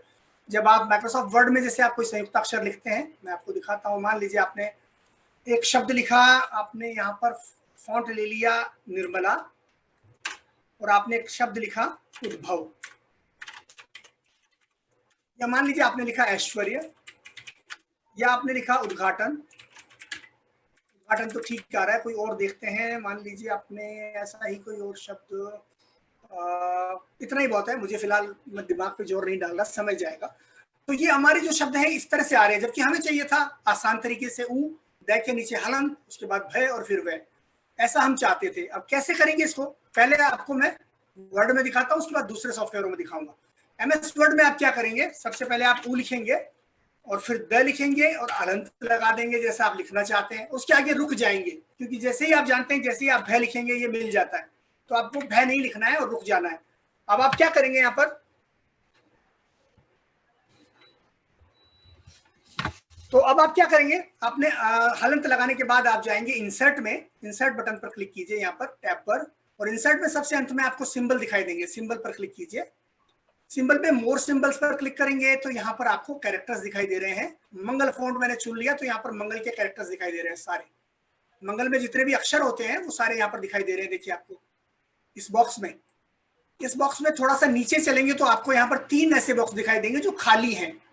यहाँ पर 3 के नीचे, ये 2, 3, 4 जो लिखे हुए हैं इनके ठीक नीचे यहाँ पर 3 बॉक्स हैं जो कि खाली है। इन 3 बॉक्स का अपना एक बहुत ही महत्वपूर्ण कार्य है, लेकिन मैं आपको इनमें से बीच वाले पर ध्यान दीजिए, सिर्फ बीच वाले पर फोकस कीजिए कि इसका इस्तेमाल करते हुए कैसे आप शुद्ध लिख सकते हैं, या जैसा आप इच्छित है आपका, जैसा आप लिखना चाहते हैं वैसा लिख सकते हैं। तो बीच वाले बॉक्स पर मैंने क्लिक किया और मैंने इंसर्ट बटन दबा दिया। देखिए कहां पर हमारा जो कर्सर है वो द के आगे है, हलंत के आगे। असल में ऊ द हलंत लिखा हमने और उसके बाद हमने कर्सर जो हमारा वहां पर था वहां पर हम गए और हमने ये सिंबल को खोल लिया, इसको इस पर हमने क्लिक कर दिया और यहाँ पर हमने इंसर्ट बटन दबा दिया, इंसर्ट। अब जैसे ही इंसर्ट दबाया तो क्या हुआ कि वो एक कैरेक्टर यहाँ पर चला गया जो हमें दिखाई नहीं दे रहा है। इस कैरेक्टर का नाम क्या है, जो यहाँ लिखा हुआ है जीरो विड्थ नॉन जॉइनर, यानी ये जो जुड़ने वाले अक्षर हैं उनको अलग कर देता है। नॉन जॉइनर है ये, जुड़ने वाले कैरेक्टर्स को जुड़ने नहीं देता है, उनको अलग कर देता है, ये इसकी क्षमता है। तो हमने उसको इंसर्ट कर दिया। मैं क्लोज करता हूँ और अब यहाँ पर मैं लिखूंगा कौन सा, अगला हमारा कैरेक्टर कौन सा था, भ, तो मैंने भ लिखा तो देखिए क्या हुआ, उद्भव, उद्भव। बिल्कुल आप ऐसा ही लिखना चाहते थे ना, तो ये इतना ही आसान है। अगर आपको याद ना हुआ हो, आप ध्यान ना दे पाए हो, तो वीडियो आपको ये मिलेगा, इसको वीडियो को आप बार बार देख सकते हैं और आप इस तरह से उद्भव लिख पाएंगे, उद्घाटन लिख पाएंगे, ऐश्वर्य लिख पाएंगे, जो भी आप जिस तरीके से लिखना चाहते हैं वैसे लिख पाएंगे। लेकिन अब एक बात है, मान लीजिए आप इस टेक्स्ट को यहाँ से उठा करके और आप इसको ले जाते हैं इन डिजाइन में, आप इन डिजाइन में किताब बना रहे हैं और वहां पे तो दिक्कत आती है, यही दिक्कत वहां भी आती है। तो क्या ये टेक्स्ट वहां पर चला जाएगा, या मान लीजिए जैसे मैंने आपको दिखाया था कि आपने वर्ड में अपनी फाइलें बनाई और इन डिजाइन में आपने उनको इंपोर्ट कर लिया था, तो अगर मान लीजिए आप ऐसा करते हैं तो क्या ये टेक्स्ट इसी तरह से उद्भव जो है वो आपका सही ढंग से इन डिजाइन में आएगा या नहीं आएगा। तो देख लेते हैं हम हाथ कंगन को, आरसी क्या, यहाँ पर मैंने क्लिक किया और मैं मान लीजिए फॉन्ट साइज बदलता हूँ, थोड़ा सा मैंने फॉन्ट साइज बढ़ा दिया और मैं पेस्ट करता हूँ। मैंने वहां से कॉपी किया था वर्ड से, फिर से मैं आपको वर्ड में ले चलता हूँ। ये मैं वर्ड खोल लेता हूँ, ये वर्ड है, यहाँ से मैंने कॉपी किया, होम में जाकर के मैंने कॉपी कर लिया जो आप देख पा रहे हैं, और अब मैं चलता हूँ इन डिजाइन में, जो मैंने खोला था यहाँ पर इन डिजाइन में पेस्ट कर रहा हूँ। यहाँ एडिट में मैं जाऊंगा और ये पेस्ट देखिए हाईलाइट हो गया, मैंने क्लिक किया और ये पेस्ट हो गया। अब ये दिखा क्यों नहीं रहा है, क्योंकि मेरा फॉन्ट मुझे यहाँ बदलना पड़ेगा, अंग्रेजी का फॉन्ट है मेरी दाई तरफ इन डिजाइन में, तो इसका फॉन्ट को मैं बदल के वही निर्मला कर लेता हूँ जो मैंने वहां चुना था, या कोई भी मैं यूनिकोड का फॉन्ट ले सकता हूँ। मान लीजिए मैंने निर्मला यूआई बोल्ड ले लिया, और 1 मिनट इसको, ये देखिए अब क्या हुआ, ये यहाँ पर भी आ गया। तो आपका काम आसान हो गया ना। जो मैंने आपको दिखाया था वो वर्ड में जो जिस तरह से आपका उद्भव हुआ था वो इनडिजाइन में आ गया। आपने अपनी फाइलों को अगर ठीक कर लिया, अगर उन फाइलों में वर्ड की के नियमों का पालन कर लिया, तो आप उसको इनडिजाइन में भी ला सकते हैं। तो वो दिक्कत भी आपकी समाधान हो गया, संयुक्ताक्षरों की दिक्कत। अच्छे हिंदी फॉन्ट्स की समस्या का भी समाधान हो गया, क्योंकि न सिर्फ मंगल है, बल्कि मंगल के अलावा बहुत सारे फॉन्ट हैं। जैसे मैं आपको गिना दूं, अपराजिता फॉन्ट बहुत सुंदर है, यहाँ पर अपराजिता दिखा देता हूँ आपको, बल्कि वर्ड में दिखा देता हूँ। मैं आपको वर्ड में ले चलता हूँ। और ये जो फॉन्ट आपने उद्भव जो था वो हमने निर्मला में चुना था, लेकिन अब मैं यहाँ पर अपराजिता लिखता हूँ। ये आपके विंडोज में मौजूद है, ये फॉन्ट भी अपराजिता। और देखिए कितना सुंदर फॉन्ट आपके सामने आ गया। ये फॉन्ट डेकोरेटिव फॉन्ट है, और इसमें भी वो नियम लागू हो गया जो मैंने किया था। तो सुंदर फॉन्ट है अपराजिता। उसके बाद मैं निर्मला, यहाँ पर निर्मला युवा, दूसरा बताता हूँ पहले, Arial Unicode MS. Arial Unicode MS ये वाला है जो कि चाणक्य से मिलता जुलता है, आपके शिवा से भी मिलता जुलता है जो बहुत ज्यादा लोकप्रिय है। ये कृतिदेव 21 से भी मिलता जुलता है, कृतिदेव 11 से भी मिलता जुलता है, जो कि आप इस्तेमाल करते हैं प्रकाशन जगत में। तो ये देखिए तीसरा फॉन्ट मैंने आपको दिखाया। अब चौथा दिखाता हूँ आपको। मैं सही समय पर समाप्त कर दूंगा, 5 मिनट अतिरिक्त लूंगा। अब मैं आपको दिखाता हूँ चौथा फॉन्ट, जो कि है आपका मंगल, जिसको आप जानते हैं ये यूनिकोड का फॉन्ट है मंगल। क्योंकि यूनिकोड में बाय डिफॉल्ट ही उद्भव अब ठीक से आने लगा है, तो उसने दोनों को वैसा कर दिया, कोई दिक्कत नहीं। अब 5वां फॉन्ट चलते हैं हम लोग, उसका नाम है कोकिला। कोकिला फॉन्ट, और ये भी यूनिकोड का फॉन्ट है। इस पर भी वो नियम लागू हो रहे हैं जो आपने देखे थे। ये कोकिला फॉन्ट आपके सामने आ गया, और ये भी बहुत अच्छा लग रहा है, प्रकाशन के अनुकूल लग रहा है मुझे बहुत हद तक। अब छठा फॉन्ट देखिए, छठा फॉन्ट का नाम क्या है, कोकिला के बाद निर्मला। ये निर्मला, ये सारे यूनिकोड के फॉन्ट हैं, सबके डिजाइन अलग अलग हैं, सबके विजुअलाइजेशन अलग अलग है, आप जो चाहे चुन सकते हैं। ये हुआ छठा फॉन्ट। अब 7वां दिखाता हूं आपको, उसका नाम है उत्साह। ये 7वां उत्साह फॉन्ट है, ये भी कितना सुंदर फॉन्ट है। और अब 8वां दिखाता हूं आपको। अगर आपने एडोबी के प्रोडक्ट्स लिए हैं, आप देवनागरी में इस्तेमाल कर रहे हैं, तो आपको एडोबी देवनागरी आप ले सकते हैं। एडोबी देवनागरी देखता हूँ, शायद वर्ड में फिलहाल नहीं दिखा रहा, मुझे ढूंढना पड़ेगा। अगर मिलता है तो ठीक है, नहीं तो मैं आगे बढ़ जाऊंगा, मैं समय नहीं लूंगा। नहीं, इसमें नहीं दिखा रहा। बहरहाल एडोबी देवनागरी भी एक फॉन्ट है जो शायद एडोबी ने, चूंकि मैंने ट्रायल वर्जन लिया था तो शायद मुझे वर्ड में उपलब्ध नहीं हो रहा, खाली एडोबी के प्रोडक्ट्स में इस्तेमाल हो रहा है। तो वो हो गया 8वां। अब आपको एक और फॉन्ट बताता हूँ जो शायद आप ना जानते हो, शायद पहली बार आप उसके बारे में सुन रहे हो, और वो माइक्रोसॉफ्ट ने रिलीज किया है आपके विंडोज में। और वो क्यों किया गया है, वो संस्कृत में खासतौर पर काम करने के लिए। लेकिन चूंकि संस्कृत और हिंदी की लिपि समान है, तो मैं देखता हूं कि मेरे सिस्टम में मैंने उसको सक्रिय किया है या नहीं, कह नहीं सकता। मैं पहली बार ही खोल रहा हूं, अगर खुलता है तो देख लेते हैं। खुल गया। इसका नाम है संस्कृत टेक्स्ट। याद रखिएगा, विंडोज 10 में देवनागरी का एक और फॉन्ट आपको मिलेगा जिसका नाम है संस्कृत टेक्स्ट। शायद आपने पहले ना देखा हो। एंटर दबाता हूं, ये है संस्कृत टेक्स्ट। अब देखिए ये कितना सुंदर है मित्रों। क्या ये नहीं है? अनुकूल आपको नहीं लग रहा? लग रहा है ना? तो इतना सुंदर ये फॉन्ट है जो यहाँ पर दिखाई दे रहा है। अब मेरे ख्याल से मैं अधिकांश चीजें आपको बता चुका। एक अंतिम चीज बताऊंगा और समाप्त करूंगा। मान लीजिए आपके जो आपने उद्भव लिखा, ये बार बार आपको ना लिखना पड़े, तो आप इसका क्या उपचार करेंगे? आपको हर बार ऐसा ही चाहिए, तो आप क्या करेंगे, ऑटो करेक्ट में जाएंगे, वर्ड में आप फाइल पर क्लिक करेंगे, यहाँ पर जाकर के ऑप्शंस में क्लिक करेंगे। MS वर्ड है, देखिए ध्यान दीजिएगा। फाइल पर क्लिक करेंगे, ऑप्शंस में क्लिक करेंगे, और ऑप्शंस में जाने के बाद प्रूफिंग पर क्लिक करेंगे, और प्रूफिंग में आप ऑटो करेक्ट ऑप्शंस पर जाएंगे। और जब आप ऑटो करेक्ट ऑप्शंस पर जाएंगे तो इस तरह का आपका बॉक्स आएगा। इसमें आपको यहाँ लिख देना है कि जब मैं उद्भव वैसा लिखूं तो इसको बदलकर ऐसा कर दिया जाए। तो मैं कोशिश करता हूँ, अब मैं यहाँ पर लिखने की कोशिश करता हूँ। या मान लीजिए जो भी आप लिखेंगे, तो जो भी आप लिखेंगे वो बदल जाएगा। मान लीजिए मैंने यहाँ पर कुछ और लिख दिया, फिलहाल मैं, मुझे यहाँ भी वो करना पड़ेगा, वो मैं नहीं करना चाहता, मतलब फिर से सिंबल में जाना पड़ेगा। मान लीजिए मैंने प्रमम लिखा और मैं चाहता हूँ कि ये प्रधानमंत्री बन जाए, और मैंने इसको ऐड कर दिया, ओके बटन दबा दिया। तो अब देखिए क्या होता है जब मैं इसका इस्तेमाल करूंगा। मैंने प्रमम लिखा और मैं स्पेस दबाता हूं तो ये प्रधानमंत्री बन जाता है। तो आप क्या करेंगे, जो गलत वाला उद्भव है उसको लिख देंगे और सही वाले को सामने की तरफ लिख देंगे कि जब भी मैं उद्भव लिखूंगा तो हर बार मेरा उद्भव को भैया बदल करके ऐसा उद्भव बना देना। मैं ऐश्वर्य लिखूंगा, ऐसा कर देना, मैं उद्घाटन लिखूंगा, उसको ऐसा कर देना, तो आपकी समस्या समाप्त। MS वर्ड की फाइल आपकी डिजाइन में चल जाती है, कोरल में भी चल जाती है, आप उसको इंपोर्ट कर सकते हैं, तो कोई दिक्कत नहीं है। MS वर्ड में अगर आप फिट हैं तो आपका InDesign भी हिट है। तो बहुत बहुत धन्यवाद। मैं इसके साथ ही अपना शेयरिंग करना बंद करता हूँ और बहुत आपका धन्यवाद।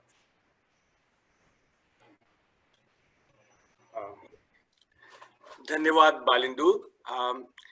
जैसा कि हमने शुरू में कहा था कि हमारे पास इतना समय नहीं है कि हम हर सॉफ्टवेयर के बारे में आपको बता सकें, लेकिन ध्यान रखने की बात यह है, जैसा कि बालिंदु ने कहा, कि लगभग क्या सभी सॉफ्टवेयर पूरी तरह से यूनिकोड का समर्थन करती हैं, और ऐसी कोई भी बात नहीं है जो कि आप यूनिकोड में सही तरीके से न लिख सकें। तो इस निष्कर्ष के बाद मैं, अगर आपके पास कोई प्रश्न है तो आप रख सकते हैं, हम उसका बहुत संक्षेप में जवाब देने की कोशिश करेंगे यदि वो प्रश्न सबके लिए एप्लीकेबल हैं तो, वरना हम उपलब्ध हैं आपके समक्ष। आप अपने प्रश्न हमें भेज सकते हैं, हम उनका बाद में उत्तर देने की कोशिश करेंगे। तो मैं एक चीज दिखा देना चाहता हूँ जिसका मैंने जिक्र किया था अनूप जी, मैं उस चीज को भूल गया था कि वो चैनल दिखा दूं जहां पर इनको समाधान मिल जाएगा अपने प्रश्नों का। हाँ, बिल्कुल बिल्कुल बिल्कुल। एक क्षण में आपका और लूंगा। बिल्कुल बिल्कुल। तो आपको कुछ नहीं करना है, यूनिकोड से जुड़े हुए सारे प्रश्नों का समाधान आपको यहाँ मिल जाएगा। अगर आपको बाद में कुछ भी अपने मन में कोई प्रश्न आते हैं तो ये मेरा एक चैनल है जिसका नाम है, सिर्फ मेरे नाम से आप सर्च कर लेंगे ना यूट्यूब पर, तो ये आपको मिल जाएगा जो आपको यहाँ दिखाई दे रहा है। और उसमें फिर बहुत सारे आपको, जैसे संयुक्त अक्षर कैसे बनाएं, तो ये आपको यहाँ पर मिल रहा है। बालिंदु इसका लिंक भी डाल दें अगर चैट बॉक्स में। मैं डाल दूं। अगर आप हिंदी में काम करते हैं तो आज जो चीज मैं आपको बताने जा रहा हूँ वो अगर आपको यहाँ बेहद दिखाई दे रहे हैं कि सिद्ध संयुक्त होगा। अक्षर कैसे इस्तेमाल करें, अगला देखिए। हेलो फ्रेंड्स, अगर आपकी भी एक उलझन है कि आप किस तरह से आपके सवालों के उत्तर आपको यहाँ पर मिल जाएंगे। आपके अधिकांश सवालों के उत्तर आपको इस चैनल में मिल जाएंगे। इसका लिंक भी मैं डाल देता हूँ, जैसा कि अभी अनूप जी ने सुझाव दिया है। तो एक सेकंड, मैं इसको कॉपी करके डाल देता हूँ। जी अनूप जी, आप अपनी बात जारी रखिए, मैं तो बस इतना सा आपको मैंने। हाँ, नहीं, बस मेरे ख्याल से बहुत बहुत धन्यवाद बालिंदु। और राजेश जी औपचारिक रूप से धन्यवाद कोई देंगे हमारी तरफ से? आपका स्पेल चेकर का बिल्कुल उल्लेख नहीं हुआ है जो बहुत आवश्यक है पब्लिशिंग के लिए। जी जी जी, अब समय नहीं है, क्या करें, अब मैं कर देता हूँ मैं कर देता हूँ स्पेल चेकर का। एक सेकंड।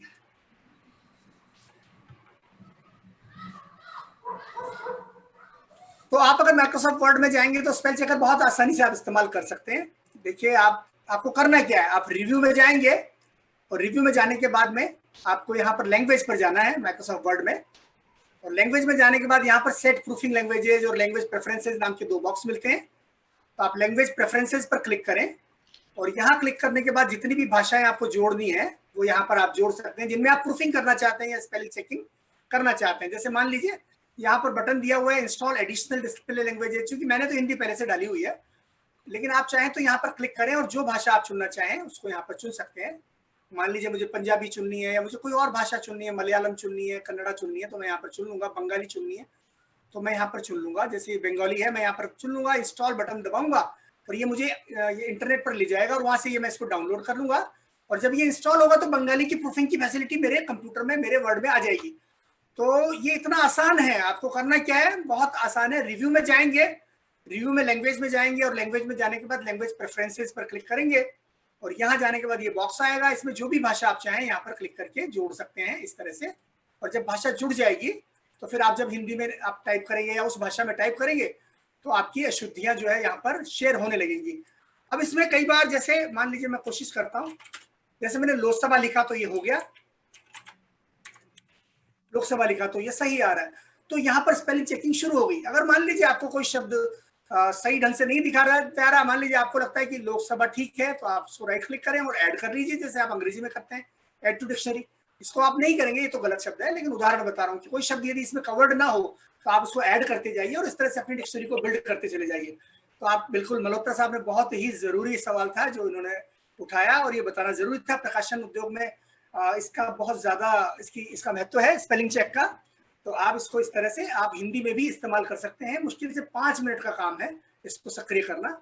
आप फिर से इस वीडियो को देख लीजिएगा, इसका लिंक हम आपको बाद में भी शेयर कर देंगे, आप किस तरह से उसमें डिक्शनरी या अपनी स्पेलिंग चेक को सक्रिय कर सकते हैं।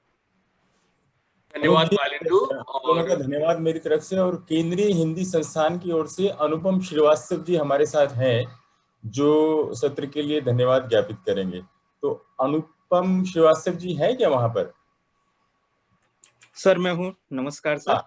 जी, आपके लिए मंच खुला है। बहुत बहुत धन्यवाद सर। आज के इस कार्यक्रम से जुड़े हुए सभी विद्वजनों का मैं हार्दिक धन्यवाद व्यक्त करता हूं कि इस उपयोगी श्रृंखला से वे लोग निरंतर जुड़े हुए हैं। और कार्यक्रम के आयोजन के लिए वैश्विक हिंदी परिवार की जो सक्रिय भूमिका है उसकी निश्चित रूप से सराहना की जानी चाहिए कि वैश्विक हिंदी परिवार हिंदी भाषा के प्रौद्योगिकीय उन्नयन के साथ में जुड़े हुए तमाम जो प्रासंगिक विषय हैं उनको लेकर के आ रहा है। और बालेंदु जी जैसे एक समर्थ प्रशिक्षक के साथ में हम लोग अपनी जानकारियों को संवर्धित कर रहे हैं। मैं आज के कार्यक्रम से जुड़े हुए जो कुछ महत्वपूर्ण नाम हैं उनका यहाँ अवश्य उल्लेख करना चाहूंगा।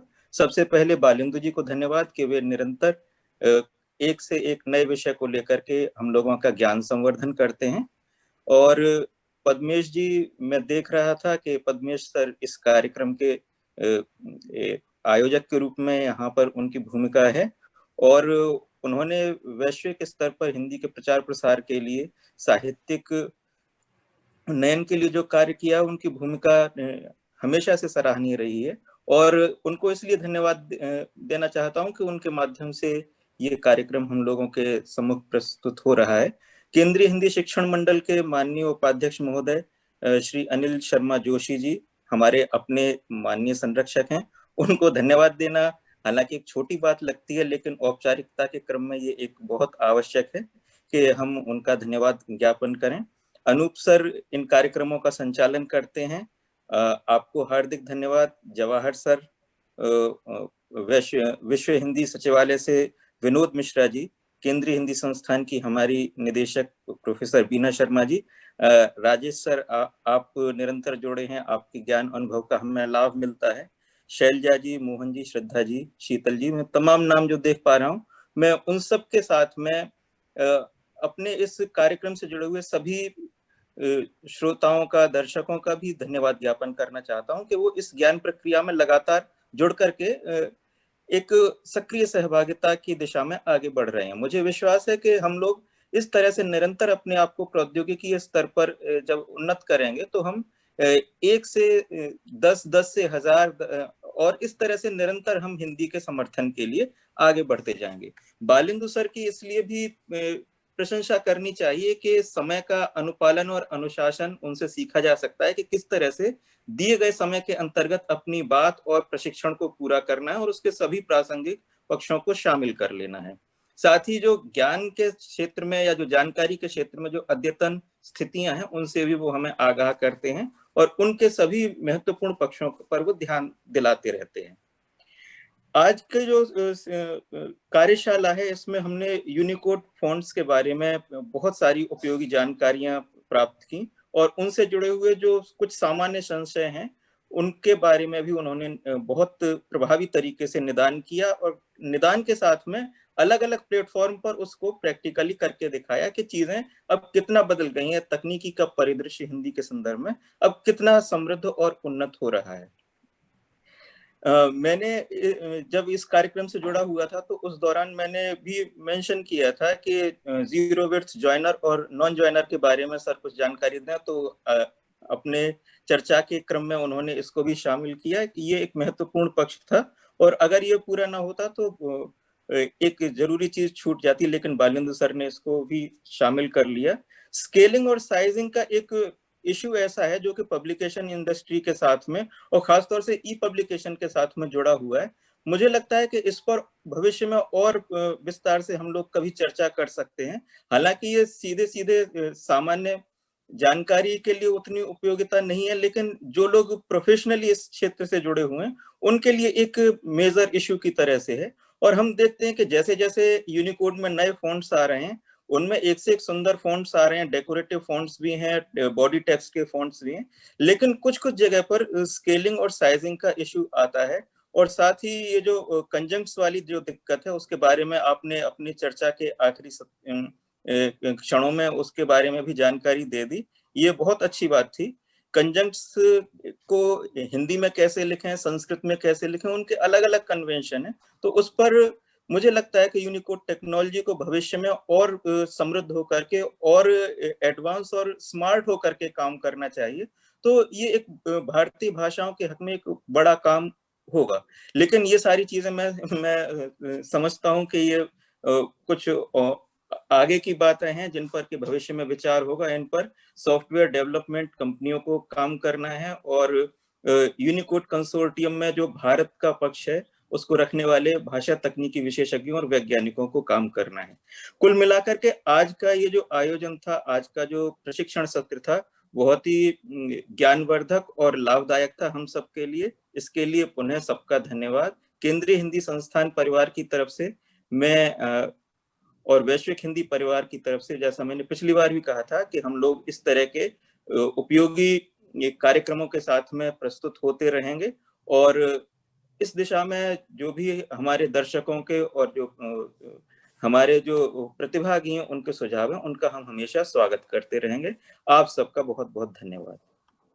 बहुत धन्यवाद आपका अनुपम श्रीवास्तव जी, आपने बहुत मधुर शब्दों में। सर मैं कुछ कह सकता हूं सर? कुछ इस समय नहीं, मुझे लगता है समय हो गया है, आप चैट बॉक्स में लिख दीजिए कृपया। नहीं सर मैंने डाल दिया है, एक्चुअली कृतिदेव का थोड़ा सा अर्जेंट था सर मुझे एक। नहीं, आप बालेंदु जी से व्यक्तिगत रूप से बात कर लीजिएगा, उनका फोन नंबर हम उपलब्ध करा देंगे। जी हाँ। तो आपका अनुपम जी, तुम क्षमा कीजिएगा, आपका बहुत धन्यवाद, इतने मधुर शब्दों में विचारपूर्ण ढंग से आपने धन्यवाद दिया। और अब मैं आमंत्रित करता हूं हमारे साथी हिंदी कर्मी, समर्पित व्यक्ति, उप महाप्रबंधक हैं जो भारतीय निर्यात आयात बैंक में, नवेंदु वाजपेयी जी, जो हमें अगले सत्र की ओर ले जाएंगे।